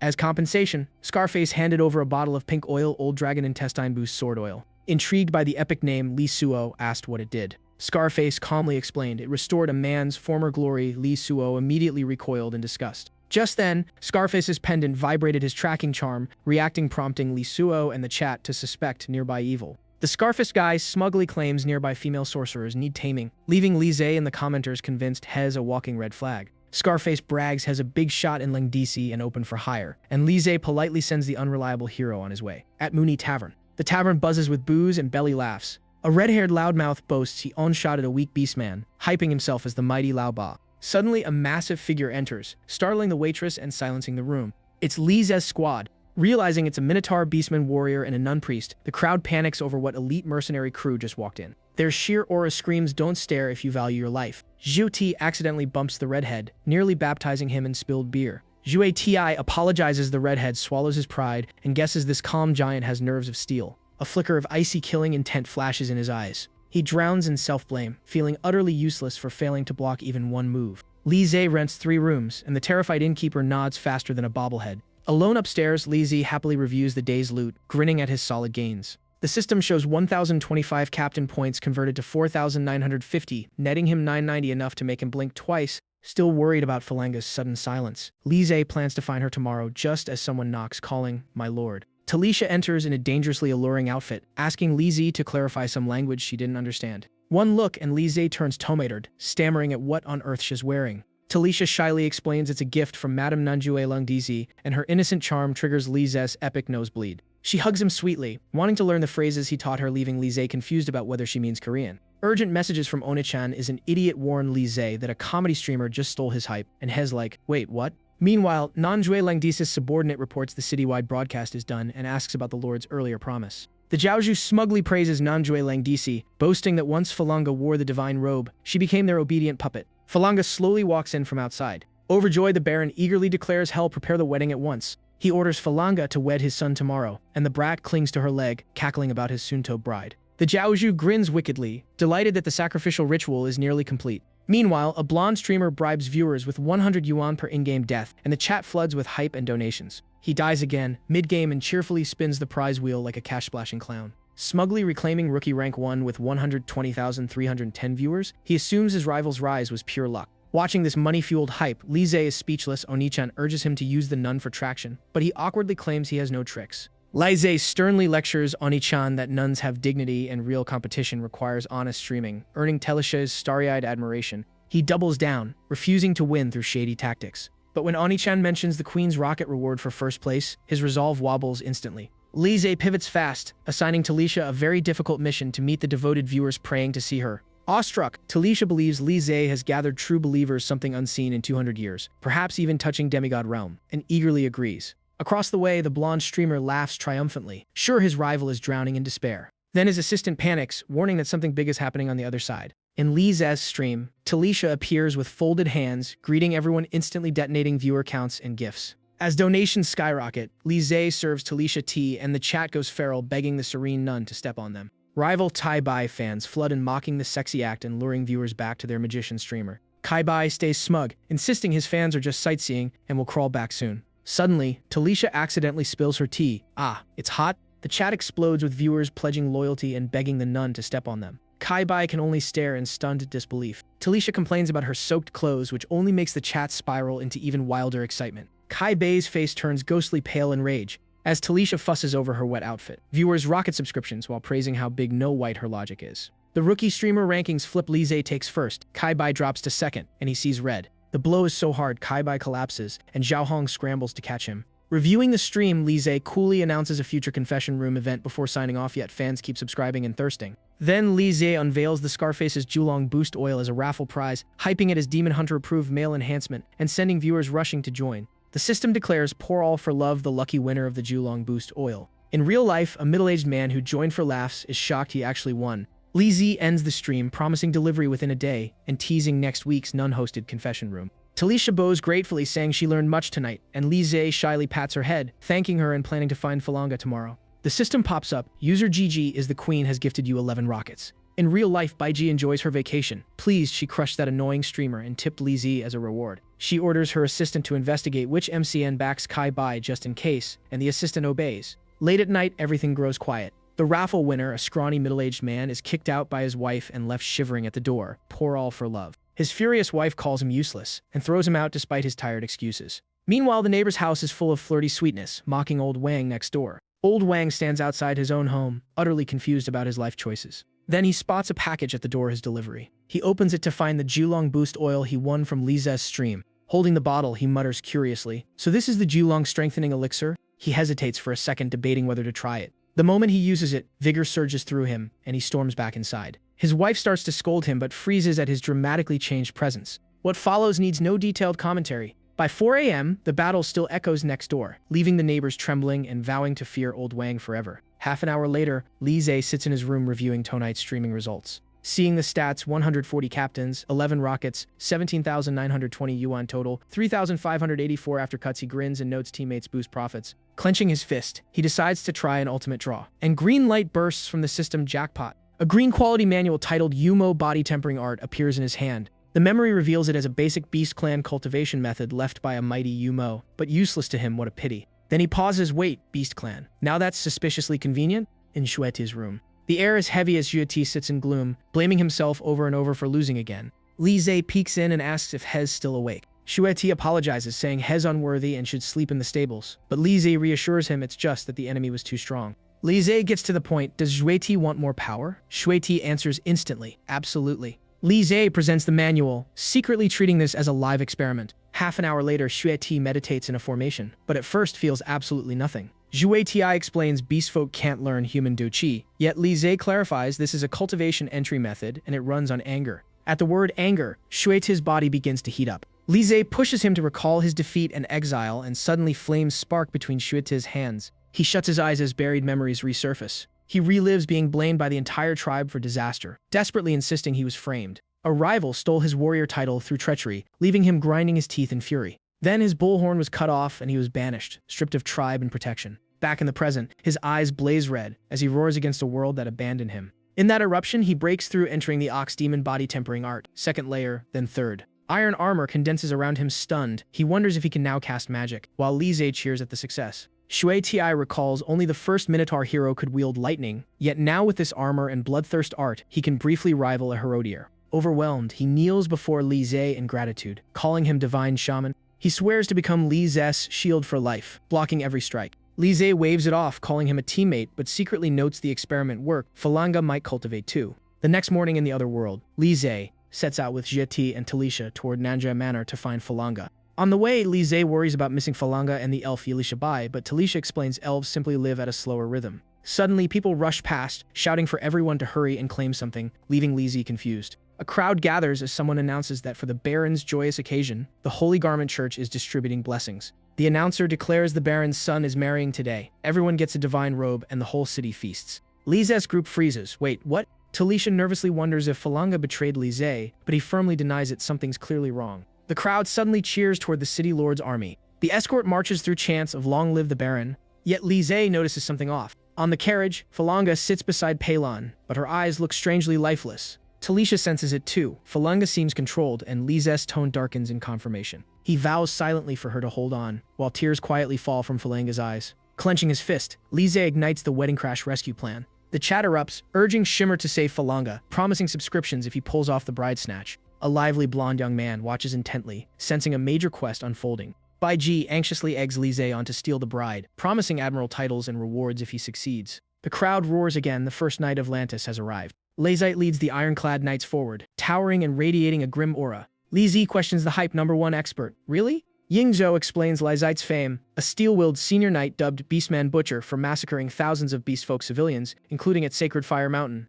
Spotting Shui Ti, Lizite sneers at another filthy hornbroken beastman. He casually remarks his wall collection could use another head. Turning his blade toward Li Tuo, he coldly labels him a human traitor for protecting beastfolk. The contemptuous snort makes Shui Ti growl in anger. The Baron intervenes, reminding Lazite it's his son's wedding day, no trouble allowed. Lazite leaves with a threat: be grateful for Today's mercy, or your heads would roll. Elsewhere above, a woman watches Li Tuo, wondering if he is the seed of the world tree. Another voice confirms, yes, it's him. Their gaze locks onto Li Tuo with intense focus. A silver-haired, crown-wearing woman declares he is indeed the incarnation of the world tree. Golden bells ring through the air. Inside the 200-year-old Holy Robe Cathedral, resting place of Holy Knight Falang, the Grand Duke, the mood turns solemn. Legend says he conquered the Western realms solo, laying the foundation of the mighty royal bloodline. The Baron proudly announces his son will wed Falanga, daughter of the Grand Duke, sparking thunderous applause. He formally invites Falanga to step forward. Palin hosts the ceremony under the Holy Robe Jiaozhu, though he is clearly distracted by Falanga's beauty. The Jiaozhu chuckles, praising the perfect match.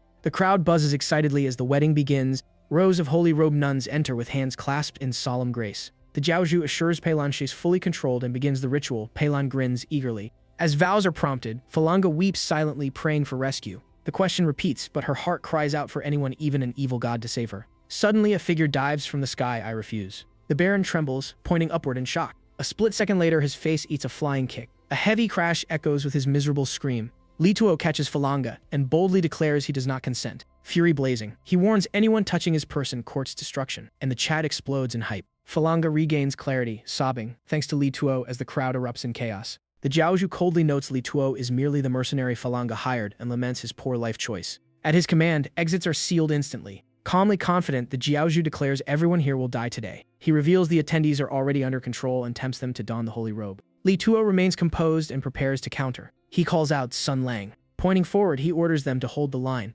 Lazite draws his blade, labeling them assassins and ordering guards to protect the Baron. An axe suddenly blocks Lazite's strike. Zhue Ti stands firm, vowing no one approaches Samandaran. Lazite mocks him as trash, and Yingzhou jumps in as the clash ignites. Elsewhere, Merlier lunges toward Li Tuo for a sneak attack. In her eyes, the timing is perfect to take his life. She slices through the air, prepared to die. But Talisha intercepts her just in time. Merlier clicks her tongue in irritation at meeting her again. Talisha gently urges her not to fall deeper into darkness. A flashback shows Merlier once questioning the Jiaozhu about rumors the saint still lived. The Jiaozhu manipulated her, insisting he personally saw Lucian die. Dazed, she could only murmur agreement. Back in the present, rage twists her form as she snaps that Talisha has no right to mention Lucian. With deadly charm, Ma Liar faces Tele Shah as the crowd gossips about their last showdown. A manic grin curls up. Time to die, none. She raises her scythe, power charging like a boss fight intro. Te Lei Shah senses foul Fallendeman vibes and suspects Shengya's shady ties, while the commentators argue in chaos. Jiaozhu chuckles, bragging the scythe is a holy relic that's slain hundreds of demons, hence the edgy makeover.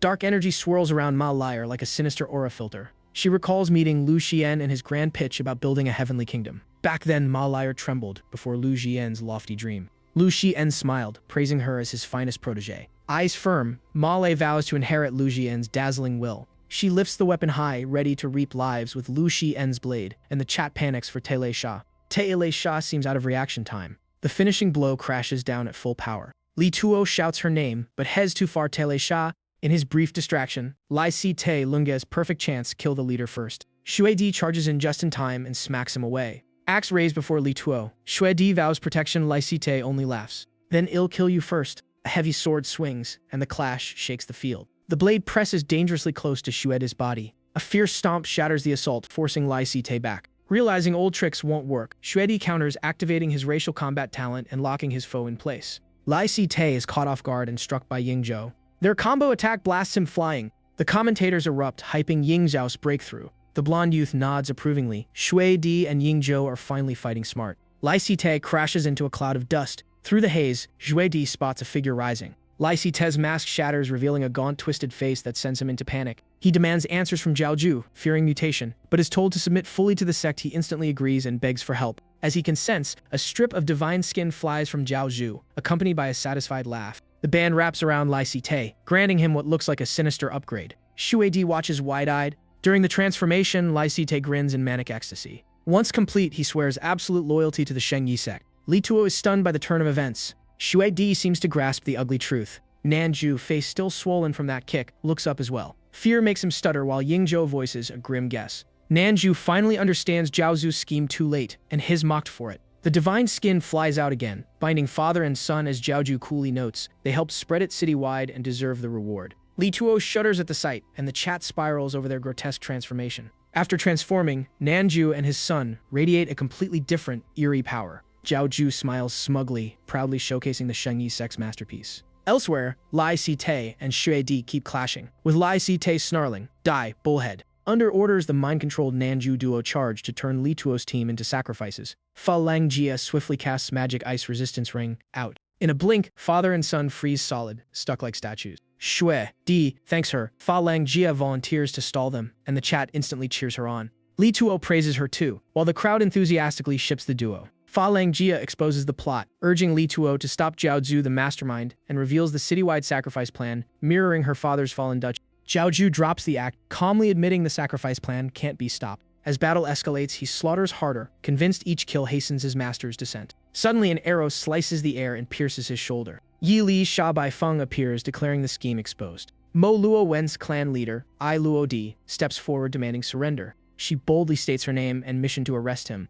Zhao Ju is shocked, baffled why Mo Luo Wen's people are here. AI Luo Di explains they received intel about the sacrifice, and as one of the 6 great clans must intervene. Luke Brownbierer, mercenary guild head, orders the formation set. Fen T Dragonbread chuckles, urging the ritual's activation. Yu Duofu grumbles about his old body while joining in. Elder Delisi declares religion's untrustworthy and commands the array to start. AI Luo Di stresses they won't repeat Fa Lang Jia Dushi's tragedy, having gathered the city's full force to deploy the formation. She explains the 8-ring formation works by jointly guarding its cores, confidently announcing Zhao Zu's plan doomed. As it activates, Zhao Ju is suppressed, and I Luo Di orders him to surrender for judgment. Yet one of his eyes suddenly mutates, revealing something off. He roars that everyone has fallen into his trap. I Luo Di freezes for a split second. Seizing the chance, Li Tuo calls his demonic sword to strike together. But Ma Luo blocks his path instantly. With a cryptic smile, she signals bad odds, and Li Tuo feels the crushing power gap. Still, he smirks. "I've got one more move. Go," and swings hard. The sword rockets forward at blinding speed.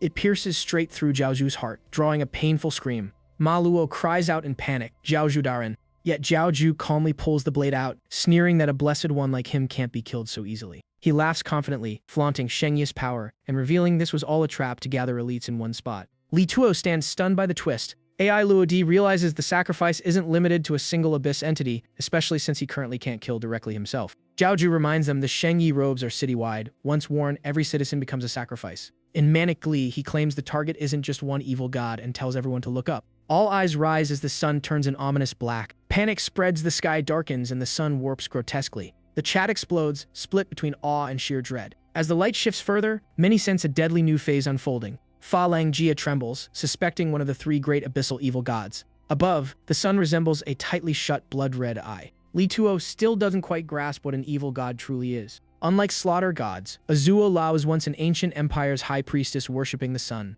A meteor fell upon their land, and she found a twisted way to fuse with its power. She burned the entire empire as sacrifice, ascended beyond mortal limits, and flew skyward to embrace her faith. Merging with the sun, she tainted it each year a red day descends, mutating life in a so-called divine punishment. The terror this isn't the usual cycle, yet it's happening, sending citizens scrambling for cover. AI Luo Di angrily blames Yi Li Sha Bai Feng for faulty intel. The younger sister can only apologize. Yi Li Sha Bai Feng offers to stay behind, but I Luo Di realizes it's too late. The eye is opening. The crimson eye in the sky slowly parts. As it fully opens, the mutation spread peaks. Countless people remain stranded in the streets. AI Luo Di hastily puts a light-resistant necklace on Yi Li Sha Bai Feng, urging her to use it. Red light floods down, and Yi Li Sha Bai Feng cries out in fear. Fa Langjia gasps in horror. Li Tuo quickly checks on her condition. The ground withers, drained of vitality. Zhao Ju boasts the evil god isn't in the abyss, but the sky, and hell sacrifice all who wear Sheng Yi. He prays to Azula for power as his controlled followers clutch their heads, screaming.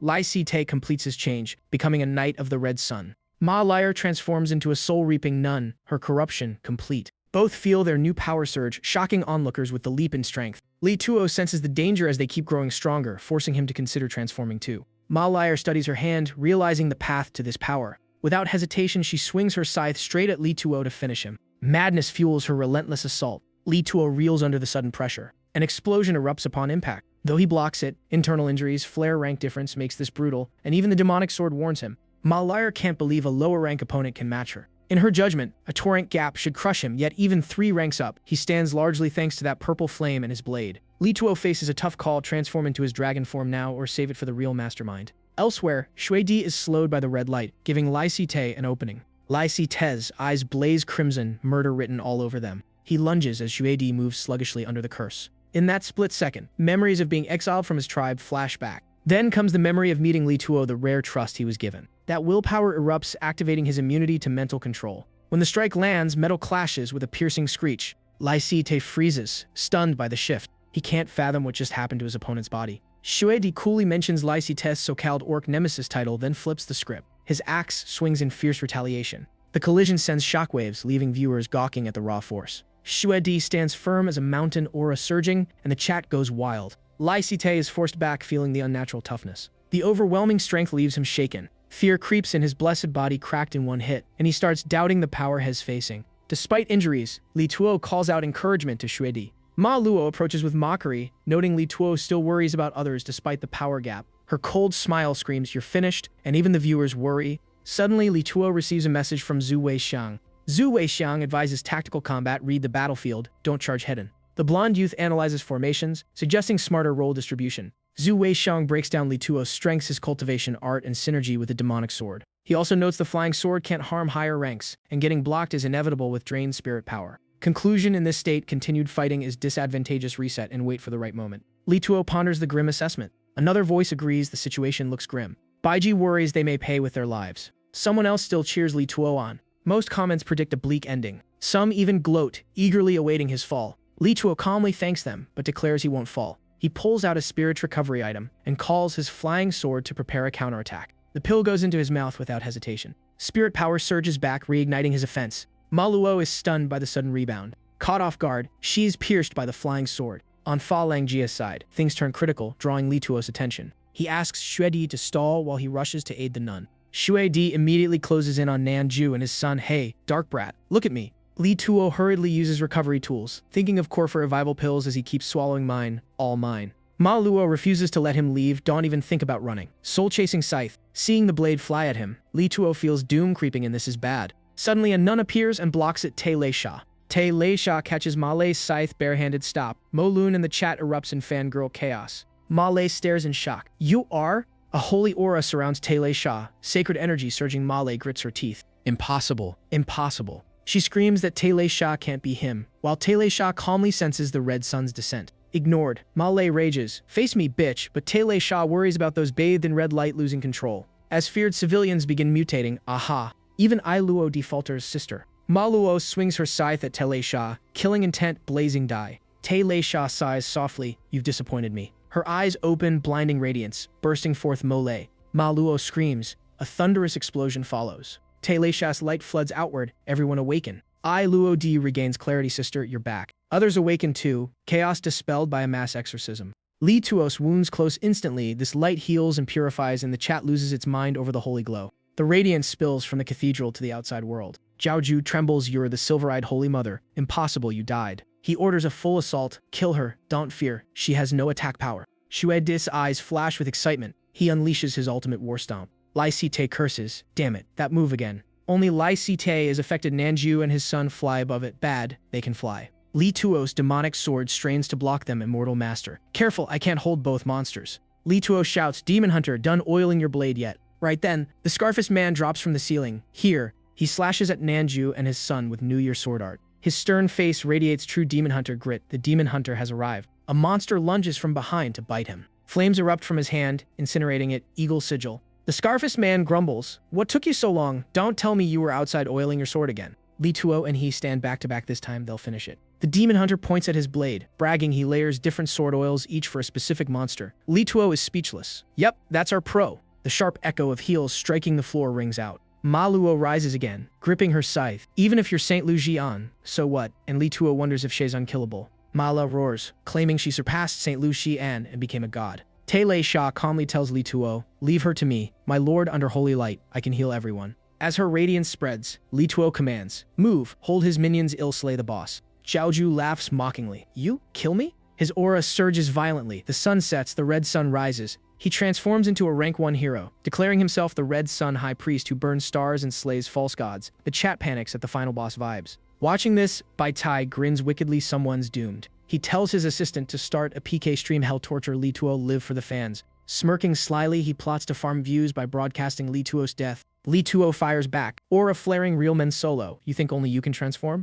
Bai Tai goes live, cheerfully hyping the PK and teasing whole die today. He points at the screen. Yo, looks like our PK opponent's a top gamer. The chat explodes with fangirls confessing loyalty and questionable monkey breeding plans. Bai Tai smirks, scheming to humiliate Li Tuo on stream for max clout. He shouts for gifts as PK begins fan spam, rockets, and hype. System alerts chime rapidly. The PK match has started. Li Tuo appears in Dragon Lord form. Bai Tai gapes, and the chat instantly switches sides. Whoa, hes hot, I surrender. Li Tuo declares, Dragon Lord descends, and the comments split. Some cheer, some fear the boss. Others just worship him outright. Zhaoju laughs provocatively, not retreating but charging at me. In an internet cafe, onlookers scoff. This monster can transform. Some Dragon Lord looks mid. The guys shrug it off. Meh, average. Noon Te Lei Sha rallies the crowd. Follow me, we advance together. Instantly hyped, the masses roar. Long live Sister Nun, strong and glorious. With sheer numbers, Li Tuo overwhelms Bai Tai and wins the PK. Zhu Wei Shang analyzes calmly. Li Tuo hasn't lost HP yet. But now it's 1v1 versus the boss. His ultimate fears time drain. Best save for the boss. Chat applauds the insight. Even Oni-chan is an idiot, watches nervously. Zhaoju grips his scythe and charges die. Li Tuo casually blocks it. What? Zhaoju gasps at the hardness. Dragon scales, your dragonkin? Li Tuo flicks his hand rise. A sword shoots up from the ground, piercing the boss. He stares in disbelief. What? His subordinates panic. High Priest. I Luodi orders support, so strong Yili Shabai Feng assists them. Yes. Li Tuo unleashes relentless attacks on the boss. The boss finally knocks away the flying sword enough. He pulls out an eye-emblazoned book, Blasphemy Codex. Open your eye. His aura shifts ominously. You're strong for a human. But this ends here. Divine skin flies from the book, binding Li Tuo holy thorn skin. Li Tuo struggles, trapped. What spell is this? He can't break free. The boss cackles. It was sealed with the codex, the skin of a fallen god. Te Lei Sha trembles. What? Impossible. The boss confirms the gods fell long ago. This is merely their corrupted skin. The divine skin rapidly engulfs Li Tuo. Zhaoju gloats. Hell be drained dry and offered as sacrifice. But inside the binding, Li Tuo's flames ignite him.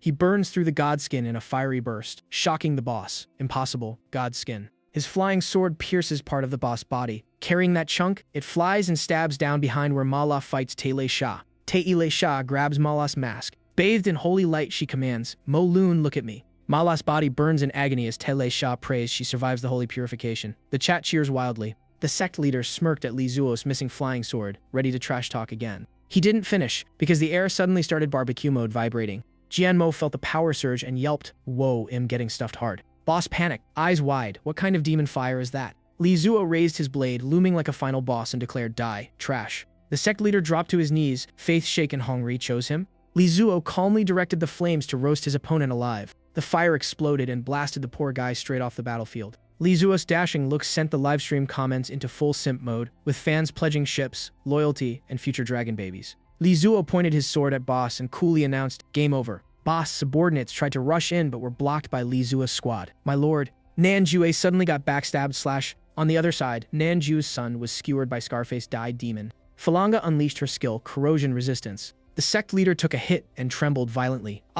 Then Shuedi followed up with another brutal strike. The crushing force slammed him flat onto the ground. Ugh. Shuedi stared down coldly, saying, when you revel in slaughtering the weak, payday always comes. He continued stepping through the enemy's blood like it was just another puddle. Meanwhile, the chat kept thirsting over Li Zuo's face, screaming about boarding ships and having his monkey babies. Oni-chan read the comments and fumed, biting his nails. Those fangirls have zero shame. Baiji kept her promise and rewarded him with a rocket gift right after his win. The viewers' worship flooded the screen, proudly declaring themselves Li Zuo's loyal dogs. Even after victory, Shuedi was stunned. He couldn't believe he beat someone that strong. The demon hunter praised him. Well done. Brother Zhou is fierce. Aye, thanks. Falanga hurried over, worried, but Li Zuo waved it off. He was fine. Suddenly, she dashed forward and threw herself straight into his arms. Hey! Li Zuo caught Falanga gently, warning her to be careful, instantly creating romantic tension while the chat aggressively shipped them. Seeing Elizabeth approach, Li Zuo greeted her politely and thanked everyone behind her. The Divine Wind Sword leader of LOT, Divine Wind, Super God Tier 2, thanked Li Zuo, the cultivator mercenary captain.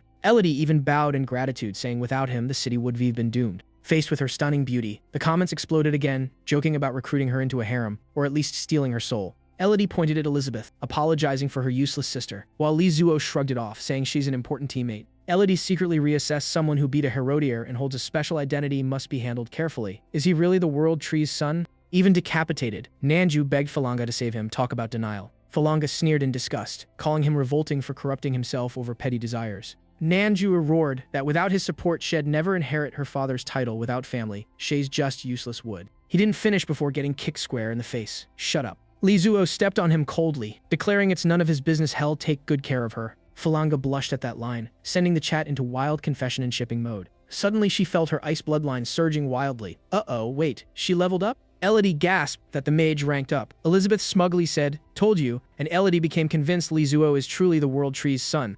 Nanjue kept struggling and screaming, but Li Zuo promptly kicked him flying out of the church. The moment he hit the ground, a dog appeared before him. Uh-oh. The dog slowly approached as he panicked, begging it not to come closer. Ignoring his pleas, the dog pounced and viciously mauled him karma with fur. Hearing the screams, Li Zuo smirked in satisfaction. Justice served. He turned to Scarface and thanked the demon hunter sincerely. The demon hunter laughed it off, saying becoming a hero is pretty cool too, and told Li Zuo to call anytime. See you tomorrow. Li Zuo then refocused on business time to check the livestream results. The system tallied 12 rockets, 1,023 captains, a 1 million reward from PK Victory, 10k new fans, and ranked 2 among top 10 new streamers. Staring at the numbers, Li Zuo was stunned. How did he earn this much? The chat kept flooding with praise and questions. In the group chat, everyone urged him to strike, while hot and stream again tonight, with chaotic Queen and Mage banter flying around. Li Zuo agreed and announced another stream tonight, and the comments instantly cheered in excitement. Elsewhere, Baitai glared at his phone in frustration as his assistant noticed his sour expression. Gritting his teeth, he swore he'd win next time. Just you wait. That night, Li Zuo went live again, hyping the crowd and introducing tonight's guest, Mage Frankia.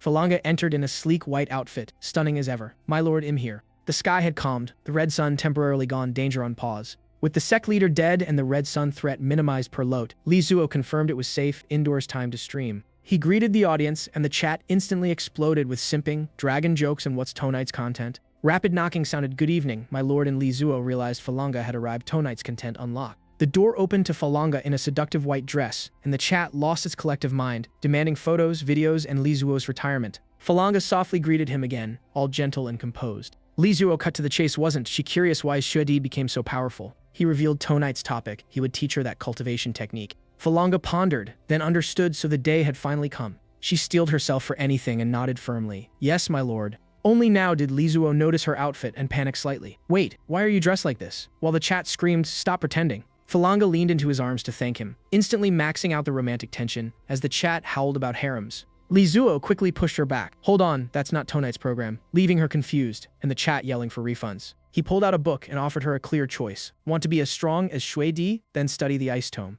Falanga's pupils shrank. Was this some ancient mage's inheritance? Li Zuo sighed, told her to treat it as one, and assured her it's the technique best suited for her. Falanga didn't hesitate. She agreed immediately. The chat, of course, interpreted everything wildly wrong, shouting about teaching all night and force-feeding knowledge. As she opened the book, energy flowed into her body and mind. Something was entering her head. She turned, puzzled about the acupoint theories, and Li Zuo calmly replied, relax, it'll teach you. His hand gently rested on her waist to guide her movements. The intimate pose made Falanga blush, while Lizuo stayed focused, guiding her chi flow. Remember this? Yes, thank you, my lord. He began from her chest area to initiate the circulation, instantly sending the chat into chaos, screaming, "Let me do it." With each motion, Falanga felt power rising deep within as her ice bloodline awakened along her spine. She gasped that a cool energy was spreading through her meridians. Watching the stream, Bai Tai fumed, playing the seduction card. Now, he immediately ordered his assistant to report the stream for inappropriate content. The assistant swiftly filed the complaint. Bai Kai smirked, convinced Lizuo was doomed, while the assistant awaited system feedback. Soon the response arrived. To his shock, the system ruled no violations, no inappropriate content detected. Staring at the stream again, he couldn't comprehend it.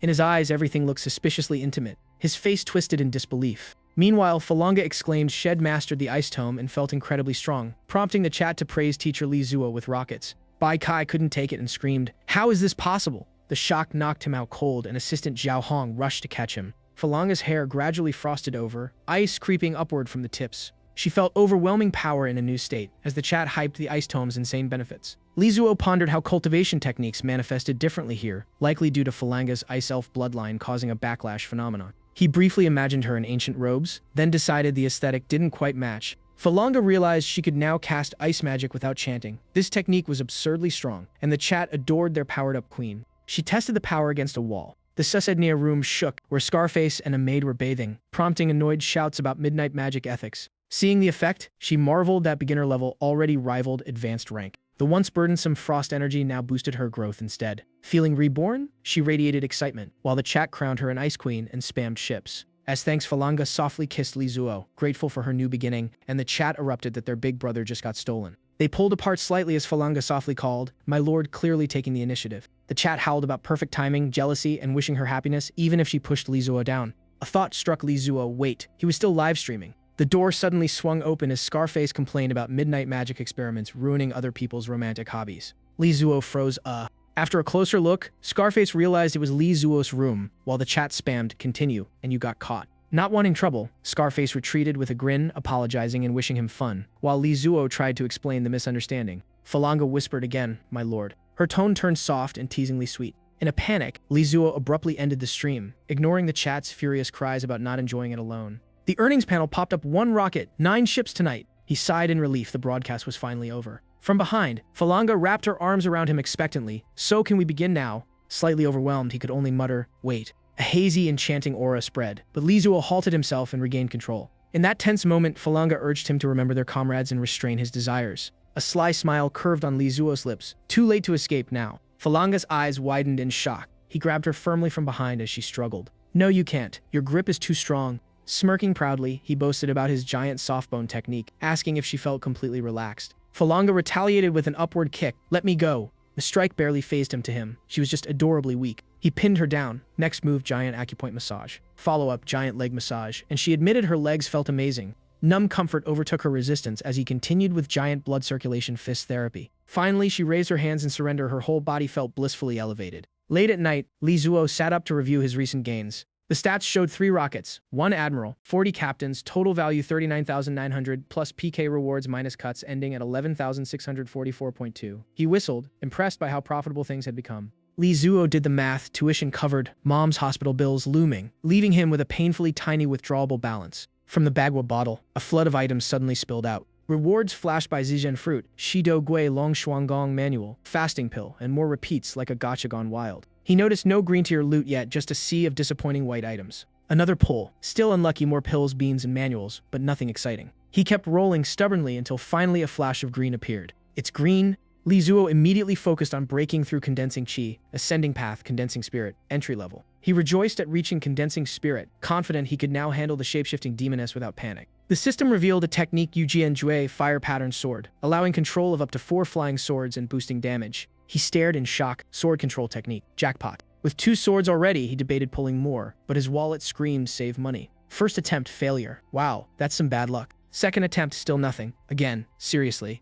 After multiple tries, green finally dropped again. Yes, finally. The item, a green tier fire flying sword that auto-tracks enemies and spins into a destructive vortex. Lizuo froze reading the description, then shouted loud enough to echo through the hotel. What kind of flying sword targets weak spots like that? Meanwhile, at the Church of Light, Teresa spoke up. "This is your last chance, Mo Da Na." Ma Luo stubbornly refused to back down. Frustration boiled over. She couldn't accept that Teresa was truly that person. Teresa hesitated, unsure how to respond. Mao Luo insisted that she died long ago, killed by a demon. Teresa admitted she did indeed die that day. Memories resurfaced after losing Xinguang's protection. Teresa preached in remote lands and saw nobles exploiting the people. Back then, she stood atop the city wall, recalling the night they led a rebellion to kill that noble something her companion also experienced. Ma Luo was shaken. If you're truly her, why did they say you died, my lady? Teresa replied calmly, because after you left, I was ambushed and gravely injured. Ma Luo gasped, wasn't it a demon attack and mutual destruction? Teresa recalled losing holy light protection and being struck from behind, unable to resist. The attacker wasn't a demon, but a heretical envoy sent by the Church of Light. She saw his true face as she fell. Yi Fan, Oathbreaker, future Red Cardinal of the Church in Fa Lan. Ma Luo froze. What? Teresa confirmed sadly. The church itself ordered her assassination. She remembered being rescued after the fall and living in seclusion at Fangling. Over years of helping villagers, her holy light recovered, and she realized it served all beings, not the so-called god of light. Tears streamed down Ma Luo's face as her dark aura faded. Had she followed the wrong side all these years? Teresa hugged her gently, saying it wasn't her fault, while Ma Luo sobbed in regret. Overwhelmed, Ma Luo murmured that Saint Lucy was still as gentle as ever. Teresa softly called her child. Clinging to her, Ma Luo begged her to return and lead again. But Teresa teased that she was still like a child after all these years. In that embrace, Ma Luo felt absolute peace, wrapped in Saint Lucy's motherly warmth. Yet Teresa declined. She already chose someone to follow Lord Li Zuo. Ma Luo felt thunderstruck. Why would Saint Lucy abandon her? Teresa explained she lacked